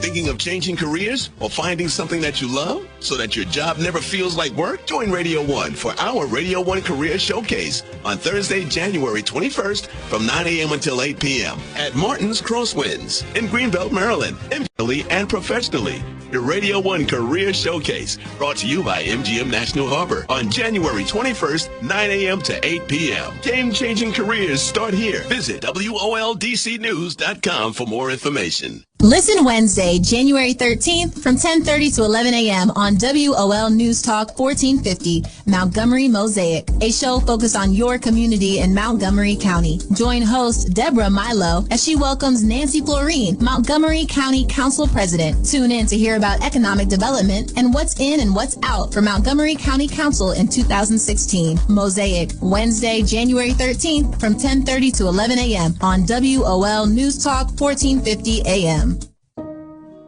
When I was little, I didn't talk for a long time. I liked things to always be the same. Anything new or different would scare and upset me. I was very sensitive to lights and sounds. It was almost like I had bigger eyes and ears than everyone else. So I built secret hiding places where nothing could get in. I didn't like looking people in the eye. It made me feel uncomfortable. I'd throw big tantrums over little things, like when my socks didn't match. Sometimes I'd do the same things over and over, until one day I found out I had autism. My family got me help. Slowly, I learned how to live with it better. You can see signs of autism in children as young as 18 months. Early intervention can make a lifetime of difference. Learn the signs at autismspeaks.org/signs. Brought to you by Autism Speaks and the Ad Council. Did you know summer is the deadliest season on the roads for youth in the United States? Each May, youth across the country unite during Global Youth Traffic Safety Month to focus on preventing the leading cause of death for them and their peers, traffic-related crashes. Global Youth Traffic Safety Month empowers youth to lead traffic safety education projects to help protect teen drivers. Become a partner with National Organizations for Youth Safety today at NOYS.org. This is Carl Nelson. Please join me in welcoming the Tom Joyner Morning Show to 1450 WOL starting January the 19th. You can catch Tom, Sybil, and J. Anthony Brown weekdays from 6 to 10 a.m. on WOL. Worldwide at WOLDCnews.com and on the following HD2 FM channels: WPRS 104.1 HD2, WKYS 93.9 HD2, and WMMJ 102.3 HD2. I'm moving to the afternoon drive from 4 to 7 p.m. with the best of news talk. It all kicks off January 19th with the Tom Joyner Morning Show, 6 to 10 on WOL, followed by the Reverend Al Sharpton from 1 to 4, and then me, Carl Nelson, from 4 to 7. You can download the mobile app and take us everywhere you go. Tom Joyner in the morning and me, Carl Nelson, in the afternoon on 1450 WOL. Download the WOL mobile app and take us everywhere you are.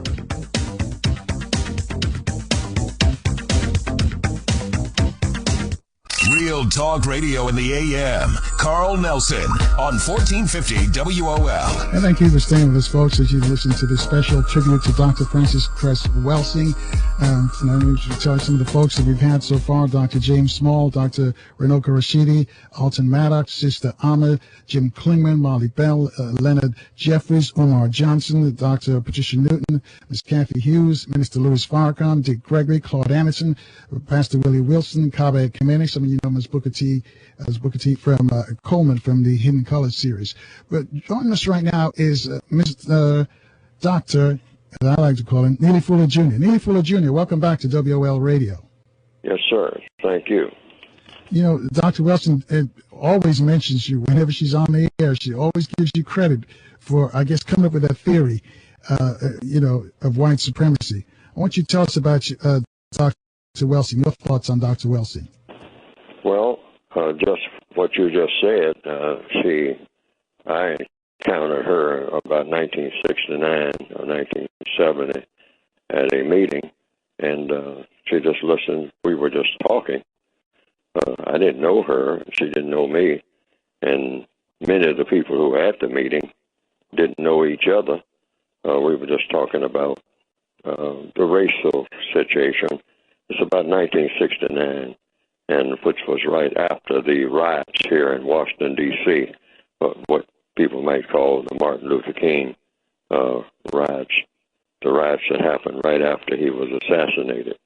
And so that following year, different organizations were forming little groups, usually just scattered groups of people just trying to figure out what direction black people should take. I mean, because it was such a stunning event.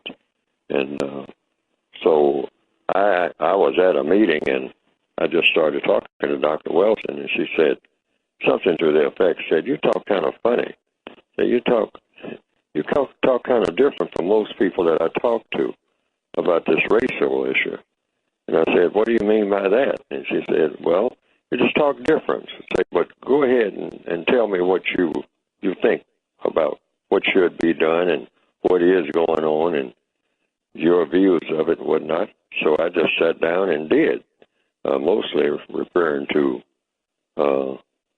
what I had on my mind at the time and referring back to some few notes that I had made over a period of time when I was thinking about the race issue during the time of the Little Rock crisis back in the 1950s, the Central High School integration crisis, they called it. And I was overseas at the time. So I formulated some ideas about what individuals can do. And I wound up calling it the United Independent Compensatory Code System Concept. I didn't have that title then, but I was trying to formulate the title.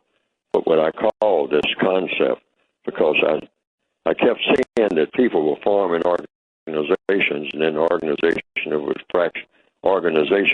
fractionalize, and then they would go and form other organizations, somewhat like churches do. A church will start off with a number of members and a number of hierarchy. You'll have a preacher and a deacon and et cetera, and at a certain point, the deacons will get mad at the current preacher and part of the congregation, and then they branch off and form another church down the corner, and then branch off and form another church, and so on and so on. And I saw that happening with the so-called civil rights organizations, some of them that never even got off the ground, Black Power organizations and whatnot, because of that, personality conflicts and all like that. So I had perceived that even before I was around any of the people who were engaged in that type of activity. So I said, what is missing is a code for the individual person, where a person doesn't have to consult anybody. That individual person will just know what to do in every circumstance. Because the concept is, if each person knows what to do in every individual circumstance, then that person, when you multiply all people who know what to do and what not to do and what to say and what not to say in every individual circumstance, using a code, a universal code for what I call just simple problem solving, then all the problems will be solved for every individual on the planet. That was the concept. What I consider to be a very simple concept, because it's based on the model of the system of white supremacy itself. The white supremacists don't consult anybody. They don't have to have a whole lot of meetings about how to handle black people. Every white supremacist knows exactly what to say to a black person and what not to say. They know how to talk to a black person, to have the black person laughing, They know how to talk to the black person. They know how to have them get angry. They know how to talk to the black person to inspire them to get some work done, because each individual, and this is real power, knows what to do to handle, quote unquote, one of their subjects in a system of white supremacy. And so they don't have to have a lot of meetings and whatnot and shout at each other and yell at each other as a rule. Now, every now and then they do that, but it's really not all that necessary because it's built into the system itself, because the system is already in place. Black people don't have a system in place. Therefore, the system can be produced through that process. So I was talking to Dr. Welsing about that concept, and she says that's a unique approach. I said, yes. I said it's a simple approach, but I mean it's basically effective. It'd be far more effective than just endless squabbling between different organizations, going around collecting money and trying to rent buildings. I said just the housekeeping alone keeps us from getting off the ground. But if each individual, every individual is in a house already or in a shelter or somewhere, but that individual knows what to do next, knows who to talk to and how to talk to them, and what to say and what not to say, I said it's a no-brainer. I said, but I think since it's never been seriously tried, we ought to go the codified route, a code for each individual, where the individual knows what to do on the job, what not to do, what to say, what to do when they're pulled over, etc. So Dr. Wilson says, yes, but there's one thing you might be leaving out, Mr. Fuller, and that is you're not saying anything about why we have to do all of that in the first place. This system of white supremacy that you're talking about, what caused it? What brought it into being? And I said, well, I am not too much interested in that. She said, well, you should be. And I said, yes, I know I should be, but I'm just not, because I don't have that much time to think about it. I'm thinking about just the nuts and bolts of what to do about it now that it's here. She said, well, I'm going to work on the why. I'm going to find out why white people think the way that they do about black people. I'm going to go into every detail of what causes them to do what they do. Because if you don't know the why of a disease, you will not be able to eradicate the root. And I agreed with her on that. So that was the route that she took. All right. And thank you for sharing that with us, Neely Fuller Jr. A great story there. And then thank you for the work that you did with Frances Cress Welsing as well. Folks, we've got to take a quick break. I hear my drummers warming up. This special tribute to Dr. Frances Cress Welsing will continue next with Egyptologist Tony Browder, also from the Hidden Color series, Brother Tariq Nasheed. That's coming up next, right here on 1450 WOL, where information is power. This traffic report is brought to you by Mothers Against Drunk Driving. If you're traveling in the district this morning, Canal Road inbound between Reservoir Road and the Whitehurst Freeway, very heavy volume. You are stacked and packed as well on 295 southbound between Eastern Avenue and Pennsylvania Avenue. In Maryland, Central Avenue is closed westbound between Church Road and Watkins Park Drive, and that's due to an accident as well. Drunk driving is 100% preventable 100% of the time. Help them create a future of no more victims at MADD.org. That's MADD.org. This weather report is brought to you by Compassion International. Today, the high will be 43, low 31 tonight, and tomorrow's high 46. Compassion International releases children from poverty every day through sponsors like you. Find out how at compassion.com/radio. I'm Malika Flippin for News Talk 1450 AM WOL, where information is power. Looking for a caterer to cater your next event? One that's professional, prepares great tasting food, provides a professional staff, and will create tailor-made menus and services to fit your needs and budget, and so much more? Then you have to call A Touch of Class Caterers at 301-449-2082. For 18 years, A Touch of Class has been one of the Washington metropolitan area's premier caterers, providing you nothing but the best for your next event. So whether it's a wedding, rehearsal dinner, church function, repast celebration, or just a private dinner for two, and you want a little more class and elegance to make the day even more special, call A Touch of Class Caterers today at 301-449-2082 and let them take care of the intimate details. That's A Touch of Class Caterers, ready to handle your next event with a touch of class and elegance. Call them today, 301-449-2082, or log on to www.we-cater-2u.com. The Dance Connection presents a live recording of the TV show Grown Folks Dancing, and you are invited. Calling all line dancers from Maryland, Virginia, D.C., Delaware, Pennsylvania, and New Jersey, represent. Show off your group or steps. You can even bring your own music. You've seen the show on TV. Now be a part of it. Show your skills and just have fun. Proper attire required. No blue jeans, t-shirts, or athletic gear. Dress like grown folks and come on out. For more info, call 443-857-2771. That's 443-857-2771. It's the live recording of the TV show Grown Folks Dancing. We're hand dancers, we're line dancers, we'll step in classic dancing and more. Free food, plus you can BYOB. This big dance party starts Friday, January the 8th at 7 p.m. and every second Friday thereafter.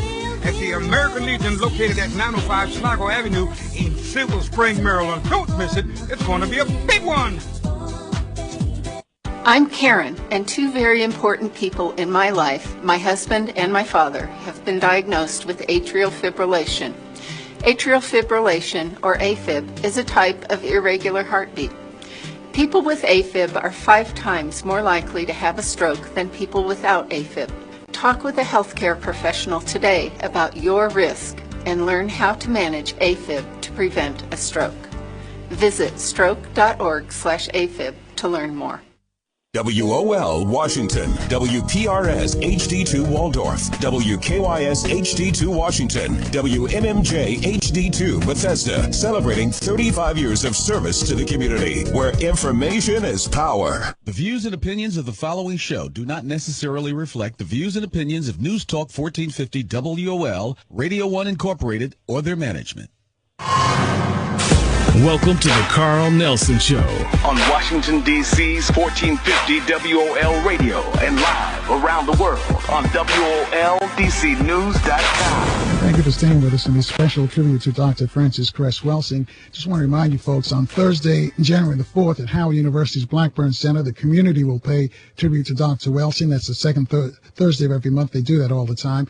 The memorial service will be held on Saturday, January the 23rd at Crampton Auditorium on the campus of Howard University. And the 40-day Ascension will take place on Wednesday, February the 11th at the Union Temple Baptist Church in Southeast D.C. So far, we've heard from Dr. James Smalls. We've heard from Dr. Runoko Rashidi, who called us from Bangkok, Thailand. We also heard from the attorney at war, Elton Maddox, Khan priestess, Sister Ama, Professor Jim Clingman, community activist Molly Bell from Compton, California, Dr. Leonard Jeffries, Dr. Umar Johnson, Dr. Patricia Newton, founder of Radio 1 was Cathy Hughes, Minister Louis Farrakhan from the Nation of Islam, Dick Gregory, social activist, the man with a plan, Dr. Claud Anderson, Pastor Willie Wilson. We also heard from Kaba, Kamene. Also, some of you know him as Booker T. Coleman, Kaba, Hiawatha, Kamene. We just heard from Neely Fuller Jr. Coming up next, we have Tony Browder, we have Brother Tariq Nasheed, and we have Dr. Julius Garvey. So let's start off with Brother Tony Browder. Brother Tony, I thank you for all the work you've done surrounding this and all what we do with the Power Talk, and of course, your work with Dr. Welsing. Good morning, Carl, and I thank you for continuing the legacy that was initiated by your chair, Cathy Hughes, and allowing us an opportunity to remember this great sister and to celebrate her life. Tony, what will you remember most about Dr. Welsing? Well, Carl, you know, the memories are long and deep. What I'm truly interested in is shaping how Dr. Welsing will be remembered for future generations. That, to me, is a critical issue that we have to address right now. It's been 7 days since Dr. Welsing had her 2 strokes, it's been 5 days since she transitioned and became an ancestor. And Carl, over the last 4 days, you devoted your shows to reflecting on the passing of Dr. Welsing. And those programs have provided us a prescription, if you will, to help us acknowledge our grief and to begin a collective healing process. And I think that today's program should be archived and should be listened to on Dr. Welsing's birthday, on the day of her ascension into ancestorhood, and any other time we need a psychological and emotional boost. It's been, my joy as a memory recovery specialist, as I call myself sometimes, to ensure how we control how Dr. Welsing will be remembered. More specifically, how she will be remembered over the next 7 generations. That's 150 years. So that's where my attention is focused on right now. How we can determine how Dr. Welsing's memory will be remembered by those who will come after us at least 150 years into the future. So we're creating structures right now to make sure that will happen, and it will happen correctly. As you mentioned, at the Crest Welsing Institute that will be held on the 14th of this month, and then at her memorial service on the 23rd, and again at the Ascension ceremony on the 11th of February. Things will be introduced to the audience where materials will be distributed and specific methodologies on how we will remember Dr. Welsing and ensure that she is correctly remembered for the wonderful work that she's done over at least 4 decades. We know very clearly that there are people who didn't appreciate Dr. Welsing as she was alive, and now they're stepping out of the shadows and crawling out from underneath rocks to disparage her reputation. So we have to be more vigilant now than ever before to protect her legacy and to make sure that the truth that she's spoken is our modern embodiment of Ma'at, the truth that she shared with us about the significance of justice and how that justice has to be shaped and formed. We are assuming responsibility to make sure that she would be remembered correctly. And again, I'm sure we'll be working in contact with you, Carl, over the course of the next several weeks to have discussions here on the airways so we can get this information out to folks. And that, to me, is the most significant thing that we can do at this moment to protect her memory, to protect her legacy, to preserve it, and make sure as a honored ancestor, she will live forever because we will always call her name. That's so true. Tony, thank you, and thank you for all the work that you do. Thank you, Carl. I appreciate you, brother. Love you much. Tony Browder, Egyptologist. And folks, there's a lot of background work that Tony has done that you guys don't know, but one day somebody will give him his kudos for all the work that he has been doing, especially with this situation with Dr. Frances Cress Welsing. It's 13 after the hour, and joining us now is Brother Tariq. Brother Tariq, welcome to WOL Radio. Brother, how are you, sir? We're doing great. And first of all, I got to thank you for what you do with your Hidden Colors series. A lot of people who did not know, people like Dr. Frances Cress Welsing, Kaba, Kamene, and the rest of the folks that you had on there, they became aware of them because not everybody gets the message. So I just want to thank you for that. I appreciate you, brother. I get a lot of young people today, to this very day, who thank me for introducing them to Sister Welsing and a lot of the other people from the Hidden Color series. And that was my goal, was to immortalize some of these great speakers that the last generation knew of, but a lot of the younger people did not know. So that was the purpose of having Sister Welsing in the series. Not only young people, some of our older heads who did, what they say, the party folks or the athletics or into sports. One of my friends, you can talk to him about basketball. And one day he said, "Man, have you seen Hidden Colors?" I said, "Yeah." And all of a sudden, he wants to have a discussion about what you put on that video. So I want to thank you for those as well. Yes, I appreciate that, brother. When is the next one coming out? And tell us about that one. Yeah, we are working on Hidden Colors 4 now, and we're looking at an April release for Hidden Colors 4, so around April, and I'm working hard on it now. And while I'm working on the film, usually I listen to other speakers and coincidentally, I was listening to your show last week when Dr. Welsing was on it, and she was talking about the Tamir Rice situation. And the very next day, then I found out that our sister had become an ancestor. So it was very emotional for me because, again, I listened to the sister all the time, and I became introduced to Dr. Welsing in around 93. I'm living out here in L.A. I'm wilding out. I'm falling for every trap set by racism.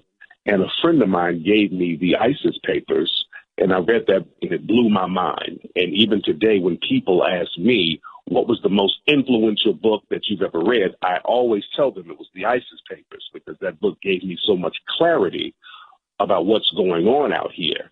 And clarity is very much needed because we go out here and we operate and we try to deal with our society without dealing with the elephant in the room. And Dr. Welsing broke down that elephant in the room, which was systematic white supremacy based on white genetic survival and the fear of white genetic survival or for white genetic survival. So I really got into Dr. Welsing. I became a big fan of hers for years. And I look at her debates to this day when Sister Welsing debated people like William Shockley back in the 70s on Tony Brown's Journal. We have to understand that William Shockley in the 70s was a white supremacist who was gaining a lot of traction in the media at the time. Hang on a second, Brother Tariq. We got to take a quick break. I'll let you finish on the other side. Folks, you're listening to a special tribute to Dr. Frances Cress Welsing. Continues next on 1450 WOL, where information is power. This traffic report is brought to you by Mothers Against Drunk Driving. If you're traveling in Maryland this morning, Central Avenue westbound between Church Road and Watkins Park Drive is closed, and that's due to an accident. We also deal with an accident in Burtonsville 29. Southbound at Greencastle Road, there's an accident, and that's jamming you up from 216. If you're traveling in the district, Canal Road inbound between Reservoir Road and the Whitehurst Freeway, also very heavy volume this morning. You can expect a sluggish ride as well on 295 southbound between Eastern Avenue and Pennsylvania Avenue, as well as traveling westbound Southeast Southwest Freeway northbound between South Capitol Street and the 3rd Street Tunnel. Today's high 43, tonight's low 31, and tomorrow's high 46. Every 52 minutes someone is killed by a drunk driver. Join Mothers Against Drunk Driving at a Walk Like Mad 5K near you. Sign up at walklikeMad.org. I'm Malika Flippin for News Talk 1450 AM WOL, where information is power. When the need arises for a funeral repast or a place to hold a memorial service for your loved one, call the New Horizon Hall of Elegance, located at 2209 Vernon Street, Mount Rainier, Maryland. They will take the worry out of you having to handle one more detail, giving you time to focus on family and friends. Call 301-277-5922 to find out more. That's 301-277-5922. That's the New Horizon Hall of Elegance, ready to serve you in your time of need. Musicians, it's Guitar Center's Winter Clearance Event. Your chance to get 2015 Gibson guitars at unheard-of clearance prices. Check out over 250,000 guitars, amps, drums, keyboards, and more marked down for this event, including all 2015 Gibson USA guitars. Save up to 60% on leftover special buys, demos, open box, and more. Massive savings on brands like Marshall, Fender, Yamaha, and Zildjian. But remember, each location has its own selection, and it's first come, first served. Guitar Center's Winter Clearance. Now through Sunday. Don't miss it. When I was little, I didn't talk for a long time. I liked things to always be the same. Anything new or different would scare and upset me. I was very sensitive to lights and sounds. It was almost like I had bigger eyes and ears than everyone else. So I built secret hiding places where nothing could get in. I didn't like looking people in the eye. It made me feel uncomfortable. I'd throw big tantrums over little things, like when my socks didn't match. Sometimes I'd do the same things over and over, until one day I found out I had autism. My family got me help. Slowly, I learned how to live with it better. You can see signs of autism in children as young as 18 months. Early intervention can make a lifetime of difference. Learn the signs at autismspeaks.org/signs. Brought to you by Autism Speaks and the Ad Council. Real Talk Radio in the AM. Carl Nelson on 1450 WOL. And so somehow magically, what's called the greatest enemy of the West is ISIS. And their training manual referred to as the... Now be heard. Y'all ready? Yeah. With Carl Nelson weekdays. All right, we're back, folks. This is a special tribute to Dr. Frances Cress Welsing. And with us right now is Brother Tariq, and he produces the Hidden Color series. And let me just say this. Folks, don't buy any bootleg Hidden Color series. If you want a tribute to Dr. Welsing, get the original. Please, get the original. So, Brother Tariq, I'm going to let you finish up what you were saying before we left. Yes, indeed. I was saying that Dr. Welsing would go on Tony Brown's Journal. That was a very popular show. And in the 70s, there was a white supremacist named William Shockley who was getting a lot of media traction by going around talking about scientific proof of genetic inferiority in black people, how black people's IQs are lower and black people are just genetically inferior. And the mainstream media at the time, they were giving him a lot of play. So he had a debate with Dr. Welsing, and Dr. Welsing coolly and calmly discredited this man's whole rhetoric and ideology. After that debate with Tony Brown's Journal, William Shockley, a lot of his support started to dissipate. He started to fall into oblivion. So a lot of the people who wanted to go around promoting this black inferiority agenda based on science, they didn't really want to debate Dr. Welsing anymore. She was going to debate the people who wrote the bell curve. They backed out. If you look at some of the videos from the early 90s, like when the sister was on Donahue, the way she handled herself and the way she explained systematic racism and the way the people in the dominant society reacted to it, they weren't ready for that. And you can't have a black person who's that intelligent and who knows how to debate and be that logical about her point. You can't keep putting people like that on television because it makes people in the dominant society look bad. So they wouldn't put Dr. Welsing on television for a while. After the 90s, we didn't see her on mainstream television. So a lot of the people in the conscious community and the knowledge community, we knew who she was, but a lot of black folks in mainstream black society didn't know who she was. And that was one of the motivations for me to get her in the Hidden Color series when I started to film that series in 2010. As a matter of fact, Dr. Welsing was the first person I interviewed for the Hidden Color series because she was the foundation for the Hidden Color series because she was so influential to me. So it's very important for me to immortalize her legacy with the film series, and I wanted to put her on a big screen around the world to let people know who she was and how important this woman's work was and her ideologies were and how influential she was to so many people like me, Patricia Newton, Brother Browder, so many other people like that. And it's very important for us to understand how systematic racism works.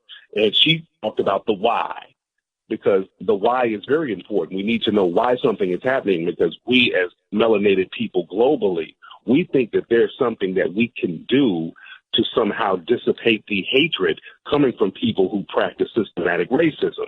We get into what's called John Henryism. My friend Gus T. Renegade talks about that term where we try to run a little harder, fight a little harder, dance a little harder. We're trying to constantly kill ourselves by doing things that's going to please and appease the people who practice systematic white supremacy. And it's not about what we do. That's the problem. It's about who we are. And that's the part of racism we have to understand. And Dr. Welsing broke that down so eloquently. Brother Tariq, I want to thank you. Tell us again when the next Hidden Color series is going to come out. Yes, indeed. The next Hidden Color series will be out most likely this coming April. People can go to hiddencolorsfilm.com to get more information about that. All right. And folks, again, like I say, don't buy the bootleg copies. You want to really honor Dr. Welsing and the folks on the Hidden Color series. Buy an original because there's a lot of money. It's a cost that's used in the production of these films so that we can pass on this information that our giants like Dr. Welsing has left us with. Tariq, thank you again, and thank you for all the work that you do. Thank you so much, brother. All right, 24 after the hour. Let's go to line 3. Dr. Julius Garvey is joining us. Dr. Garvey, as you know, is a descendant of the great Marcus Garvey. Dr. Julius Garvey, welcome back to WOL Radio. Thank you so much for having me. Dr. Garvey, your thoughts on Dr. Frances Cress Welsing? Well, I didn't know her personally, but, you know, I've read of the ISIS papers, the Keys to the Colors, And she was remarkably intelligent and therefore insightful from a psychological and psychiatric point of view. And she was able to turn racism, if you will, inside out, white supremacy inside out, to show the basis of all the negative behavior that manifests totally across both the mental health field as well as the socio-political field. As you know, my father did this in the socio-political area in his pamphlet, The Tragedy of White Injustice, where he exposed the negative behavior in terms of slavery and colonialism. And she carried it further, I think, into the personality and how this personality is made up and the reasons for it. And, you know, I want to tag on to what some of the other brothers have said. You know, any individual who is going to function within a society must have information. Now, that information must be correct. And it's important, therefore, for us to have people who are not only intelligent but courageous in terms of being able to analyze the system, how it came about and how it exists and how it prospers. And this has been done for us, you know, obviously by Dr. Welsing and others who have been mentioned. Of course, you know, my father, Malcolm X, Martin Luther King, and so many others who have gone before. And what is obvious is that as soon as somebody gets up and speaks the truth about the system, then the system tries to destroy that person or keep that person hidden from public view. And as the brother said, you know, she disappeared from television, et cetera, et cetera. Now, it's our responsibility as, I like that expression, conscious African people, then to disseminate this knowledge so that the public, the man in the street, gets to know the system that is hampering him from being a full African human being within the society and around the globe. And, you know, one then has to look, as Marcus Garvey used to say, what if 400 million black people at that time were to be able to stand up and challenge the system? Well, what if 1.2 billion people at the present time were to get together and challenge the system? And to me, to challenge the system is to opt out of the system. You see, because one does not want to join a system that's dysfunctional. And this is one of the problems that we have with some so-called leaders, you know, within our society. And we see it in Africa, in the Caribbean, and here in the United States, leaders that want to be part of the system. The system is dysfunctional. It's destroying the planet. It's destroyed millions, if not billions, of human beings. It's destroyed, you know, plants. It's destroyed cultures. It's destroying the land, the water, the air. You know. Right. Hang on a second, Dr. Garvey. We have to take a quick break here, and I'll let you finish on the other side. Sure. Folks, you're listening to a special tribute to Dr. Francis Cress Welsing. It continues next on 1450 WOL, where information is power.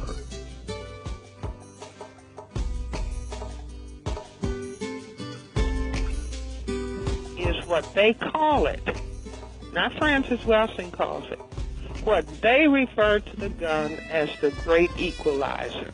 Right, hold on.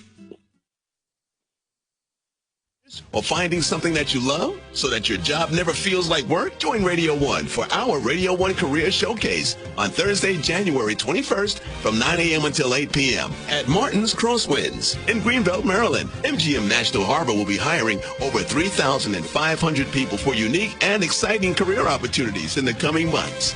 Learn about what it takes to have a career in hospitality, food and beverage, casino operations, marketing, and much more. MGM National Harbor is one of the most exciting attractions coming to the East Coast, and we are partnering together to bring career opportunities to the DMV. The Radio 1 Career Showcase will have short seminars to get you prepared for a rewarding career with MGM National Harbor that will help you grow both personally and professionally. the Radio 1 Career Showcase, brought to you by MGM National Harbor on January 21st, 9 a.m. to 8 p.m. Game-changing careers start here. Visit WOLDCnews.com for more information. Eastern Motors, where your job is your credit. Number one in second chance financing. At Eastern Motors, just drop your credit. At Eastern Motors, just drop your credit. Ford, Honda, Chevy, Beamers, and minivans. Over 600 cars, trucks, SUVs. Are you listening, man? Let Eastern Motors put you in a car today. Let Eastern Motors finance it all. You can get into a car from Eastern Motors like Frank did. He wrote about his experience on Cars.com. Everyone was so nice, he says. I was turned down by another dealer after waiting 3 days, and I came in here. Within an hour, I was approved. That's the Eastern story. Always over 1,000 vehicles to choose from. Find your match today by visiting Easterns.com or calling 888-772-1000.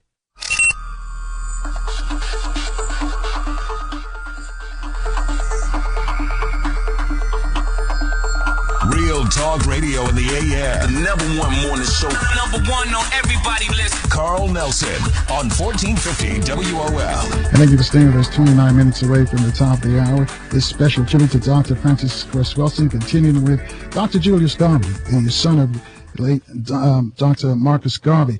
One of the things, Dr. Julius Garvey, that I want you to, talk about with you a little. Natalie Cole passed away, and they made a big deal about it, the duet she did with her dad. I'd love to see somebody out there, because we got some sharp and brilliant folks out there who can make this happen. A conversation with your dad and Francis Cress Welsing. Your thoughts? I think that was fabulous, because as I'm intimated to some degree, they're complementary. As I said, Marcus Garvey dealt a lot with the social political aspect of what he called white injustice. Nowadays, we call it white supremacy. And Francis Cress Welsing dealt with the psychological component and the rationale for that. And she developed her unified field theory, if you want, to explain then all of the negative behaviors and this wish to dominate all people of color and of course, planet Earth in the process.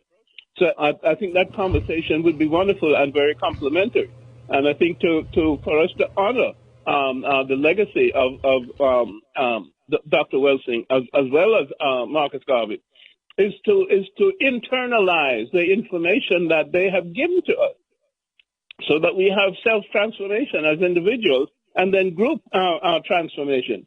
Because as she said, racism and white supremacy will only end when we, the victims, understand the process and the phenomenon and the system that incarcerates us. And as Marcus Garvey said, liberate your minds from mental slavery. Those are the same things that are being said by these intellectual giants. And we can end white supremacy to the extent that we understand the phenomenon, transform ourselves, and then group together to develop then the new paradigm. And the new paradigm is really the old African paradigm of African humanism. So, it's out there. The basis of our freedom is out there. We have not made the transformation. And we're going to try to make that transformation. Dr. Julius Garvey, I want to thank you for joining us this morning. My pleasure.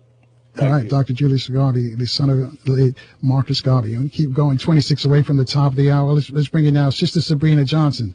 Sister Sabrina Johnson, welcome to WOL Radio. Is Sister Sabrina there? On line 3? Can you hear me? Sure, go ahead. Okay. Peaceful greetings, Brother Carl, and to the community. I'm a devoted student of Dr. Welsing for over 25 years, and I really appreciate the opportunity to share this morning.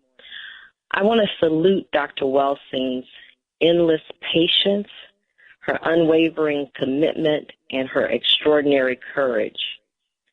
She set the supreme example of how to live. She set the example for us. being serious, reading, thinking, and asking critical questions. That's the recipe. And when I say reading, I mean it in two ways, certainly visually with your eyes, but also tuned into your solar plexus, that gut feeling. Dr. Welsing always talked about checking the vibe, and that's our connection with the unseen, and we can tap into it and use it to guide us and inform us. I also wanted to say that, everyone is astounded by her courage, and certainly it is astounding. But guess what? Each of us can access that same fountain of courage. And the way to do that is to focus on what she taught us. She taught us that once you understand a thing, you know how to relate to it. So that applies to the system of white supremacy, and that also applies to our own behavior. Sister Sabrina, you're a member of the Cress Welsing Institute. Are those Thursday meetings still going to take place?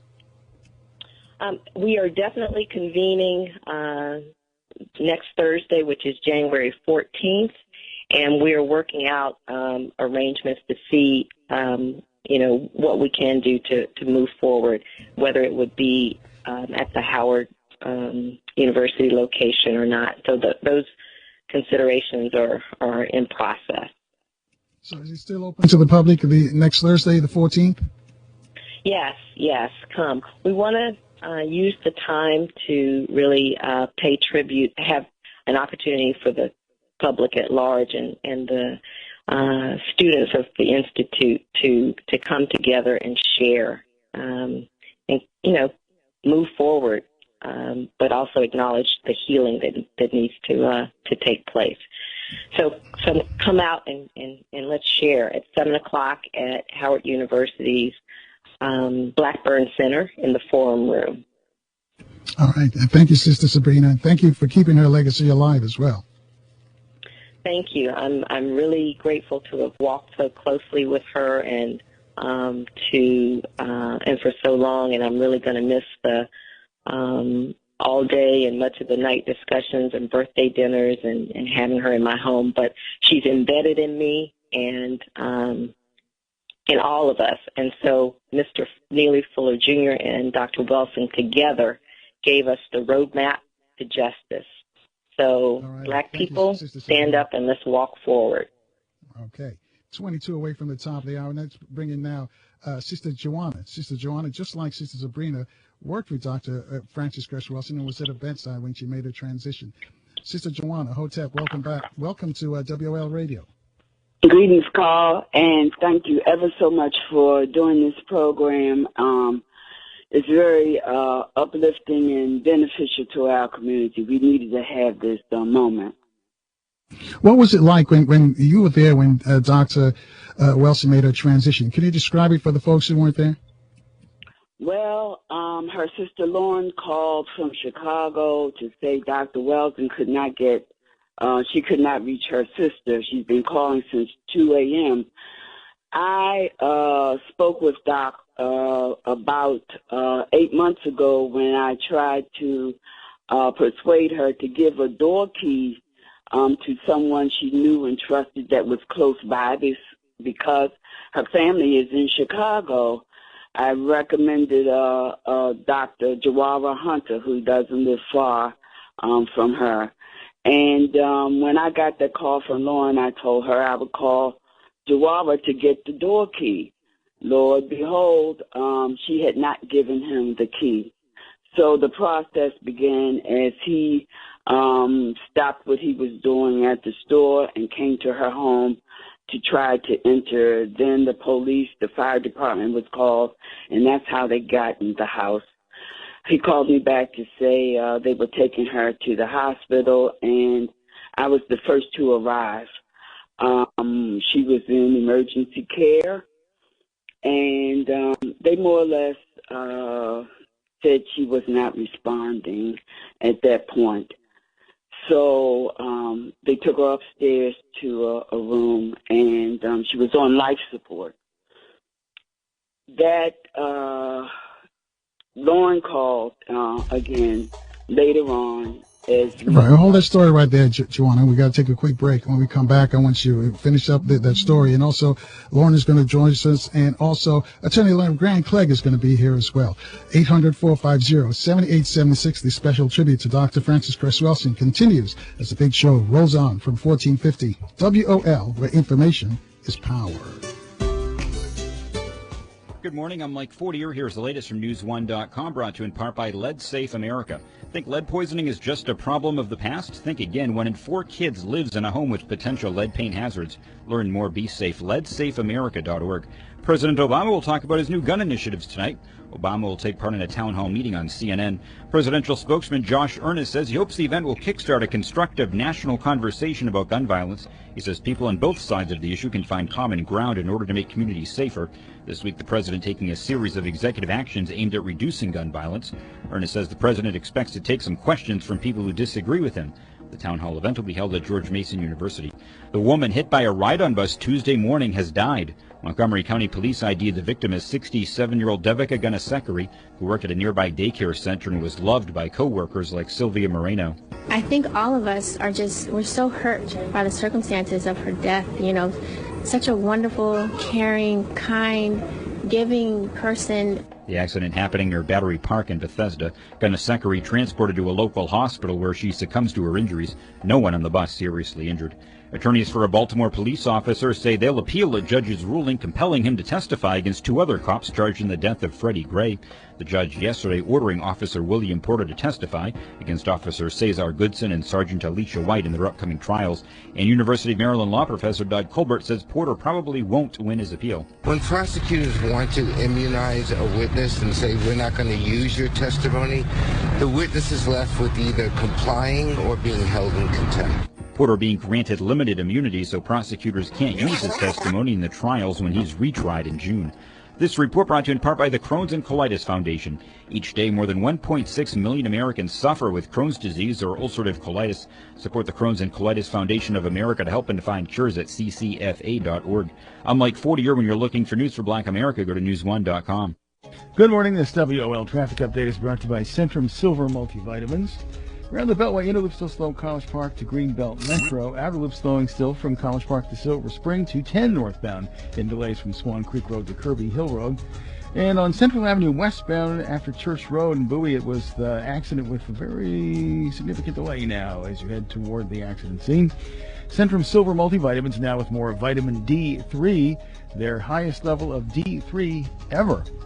Now your WOL weather forecast brought to you by Lead Safe America. For today, mostly cloudy, highs in the low 40s. Clouds overnight tonight down to 31 for low. Tomorrow, mostly cloudy with a few showers developing later in the day, a high near 46. Thinking about renovating that beautiful old house? Don't poison your kids. Test for lead. To learn how to make your house safe, go to leadsafeamerica.org. Steve Hirschhorn for News Talk 1450 WOL, where information is power. Your voice can now be heard. Y'all ready? Yeah. With Carl Nelson weekdays from 6 to 10 a.m. on 1450 WOL. So we have got to address the killers in our own community first before we go to somebody else. All right, let's give her a chance to respond. Thanks, Janice. Dr. Welsing? No, I absolutely agree with what the caller is saying. In other words, there's not a single candidate that is running for president, not a Republican or not a Democrat, that is saying they are going to stop the killing of black people. Dr. Frances Cress Welsing, folks. And with us now is one of our close friends who's with her when Dr. Welsing made her transition as the special show dedicated to Dr. Welsing continues. Jen Ua, I've been pronouncing your name incorrectly all along. And Jawana. Thank you. Jawana Moja. So I'll let you continue your story. Well, anyway, I was on at her bedside from the beginning till we all left, but I saw during the 48 hours, beautiful people came in, said prayers, did ceremony. gave well wishes, and at one moment Lorne called and had a moment and asked me to hold her hand, and I took that as a sacred charge, and I held her hand virtually almost for 24 hours, except for getting up to go to the bathroom or eat something. But I took that as a sacred duty to be there to do as she spent her last moment. But I want to say that my relationship with Dr. Welsing is I'm an artist for 40-something years. My husband is also an artist, and she enjoyed coming to our space. We collect art. I've turned her on to several young artists doing the work that really upholds her mission. So we would love to go to museums or Sankofa video and books or wherever in the community, and never when that she's out, no one has, I should say, every time she's been out is people coming up to thank her and bless her for her work that she's done, and particularly young black men. I mean, it's amazing how we say we don't all know, but these were from college students to brothers who said they were in the penitentiary and read the ISIS papers and how much she changed their lives and turned things around. I also helped her create the T-shirt collection that maybe you remember. I was selling her T-shirt at the Power Talk. All colors are fine, but most black, most beautiful was one. And African Jeans, G-E-N-E-S, wear with pride. And we were on our way to make another order of the T-shirts because they went very well. But this is the way, again, she's trying to think creatively how to carry forth her message as well. All right. Janua, I thank you for that, and thank you for the time that you spent with Dr. Wilson as well. Thank you ever so much. I appreciate the opportunity to share. Bye-bye. All right, Sister Janua. And join us right now is Attorney Legrand Clegg. You talked about the ISIS papers. If you look on the back of the ISIS papers, you see the only person who endorsed it was Attorney Legrand Clegg, calling us from Los Angeles. Attorney Legrand Clegg, welcome back to WOL Radio. Thank you so very much. I'm so honored to be on the radio this morning. Your thoughts on Dr. Welsing? Well, I was speaking with her sister Lauren last night, and we agreed that she was a prophetess, a watchman, a pioneer, a woman deeply committed to the advancement and liberation of her people. Out here on the West Coast, she was highly respected and admired. And I met her in 1974, and we maintained a close relationship for over 40 years. And one time when she was here, she was autographing her book and talking to someone I was standing there. She said, well, you know, Legrand is my best friend. And I wore that as a badge of honor until she made her transition. I served on the Compton Community College Board from 1981 to 1993. And during that period, we invited her to speak on several occasions. And that was the main way that she became a familiar person out here. You know, Carl, we admired the fact that she was an independent thinker who stepped outside of the paradigm set by white scholars and scientists. And she defined racism and white supremacy on her own terms.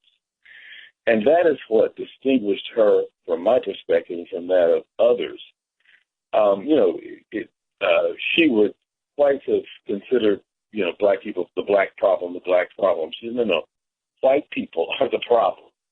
And in that vein, she provided ammunition for us to respond to what they do and how they act and what they have done to us.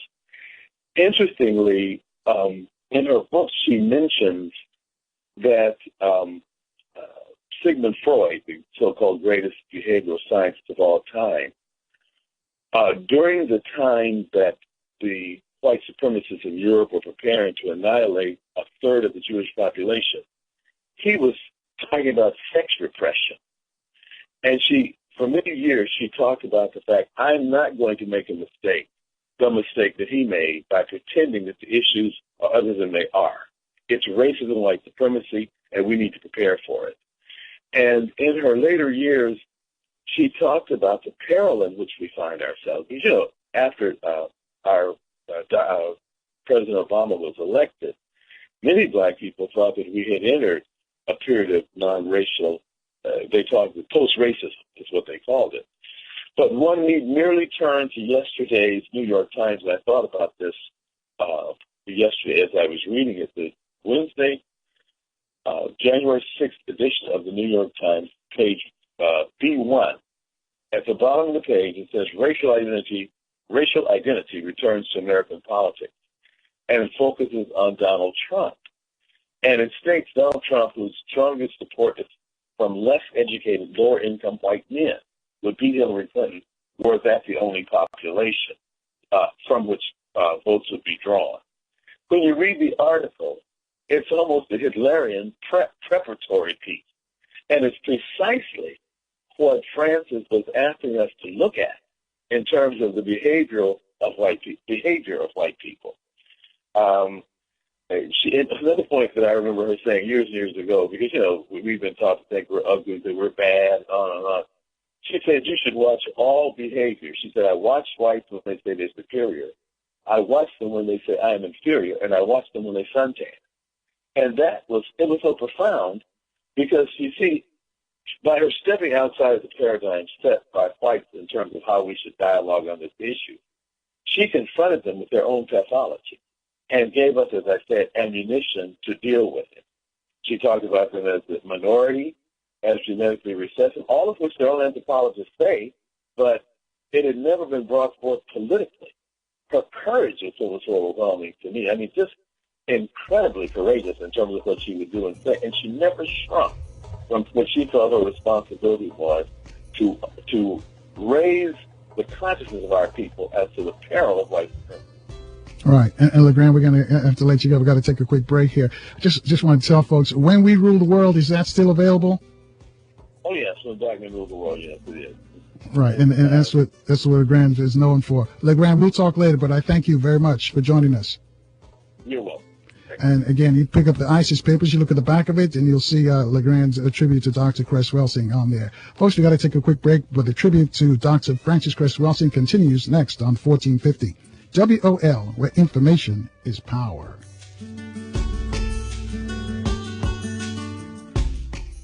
Moving today or tomorrow and not sure who to call? Well, your worries are over. Ted's Moving and Hauling at 301-254-8221 is your one-stop place to call when you need to move from your apartment, home, or office. Ted's Moving and Hauling is one of the best, with experience and professional movers to handle all your needs with no job too large or too small. Ted's can do it all. Call now to find out more. 301-254-8221. That's 301-254-8221. Need something hauled away? Ted can do that too. Ted's Moving and Hauling is one of the best, and with some of the best prices in town. So, if you need to move uptown, downtown, or out of town, call Ted's Moving and Hauling today at 301-254-8221. That's 301-254-8221. That's Ted's Moving and Hauling, moving you from your home, office, or church. Call Ted's today at 301-254-8221. Listen Wednesday, January 13th from 10:30 to 11 a.m. on WOL News Talk 1450, Montgomery Mosaic, a show focused on your community in Montgomery County. Join host Deborah Milo as she welcomes Nancy Florine, Montgomery County Council President. Tune in to hear about economic development and what's in and what's out for Montgomery County Council in 2016. Mosaic, Wednesday, January 13th from 10:30 to 11 a.m. on WOL News Talk 1450 a.m. Real Talk Radio in the AM. Carl Nelson on 1450 WOL. And then you've been staying with us in this special tribute to Dr. Frances Cress Welsing. You heard from Dr. James Small, Dr. Runoko Rashidi calling us from Bangkok, Thailand. You also heard from Elton Maddox, the attorney at war, Common Priestess, Sister Ama. You heard from Jim Clingman, Sister Molly Bell, Dr. Leonard Jeffries, Dr. Umar Johnson, Dr. Patricia Newton, the founder of Radio 1, Miss Cathy Hughes. You heard from Minister Louis Farrakhan from the Nation of Islam. You heard from social activist Gregory, Dr. Claud Anderson, Professor Willie Wilson, Dr. Kamene, Neely Fuller Jr. Pardon me, I'm losing my voice. Tony Browder joined us. Tariq Nasheed from Hidden Colors. Dr. Julius Garvey, the son of Marcus Garvey. Sister Sabrina, Sister Jawana. I hope I'm pronouncing the name correctly. All of these folks paying tribute to Dr. Frances Cress Welsing. And joining us now is Dr. Welsing's sister, Lorne. Lorne, welcome back to WOL Radio. Thank you, Carl. Thank you so very much. I want to, as I've listened to the many speakers who calling in this marvelous program that you have created, I have so many thoughts.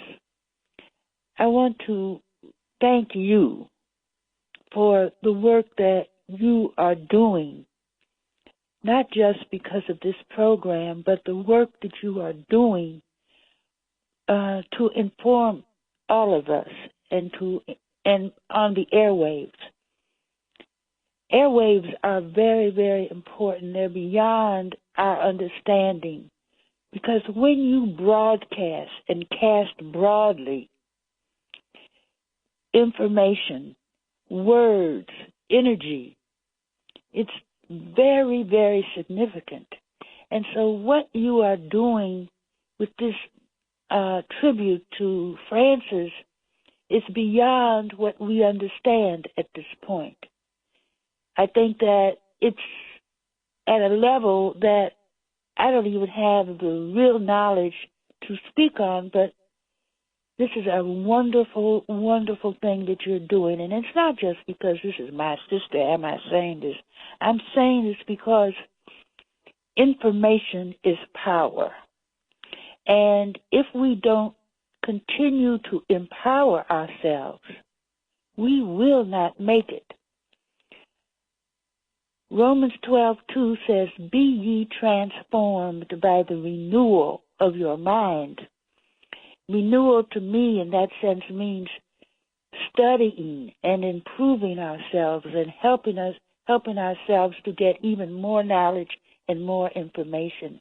And so certainly this is what is happening today and has been happening on this radio station for all the years that it has existed.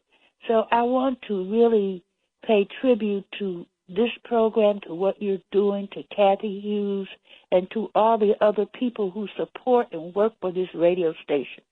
Now, the second thing that impressed me is the connections that have been made through your program today.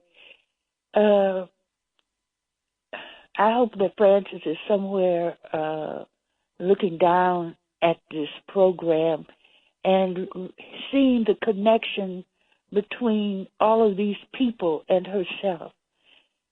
The privilege of hearing Dr. Marcus Garvey's son connect to Frances. This is history.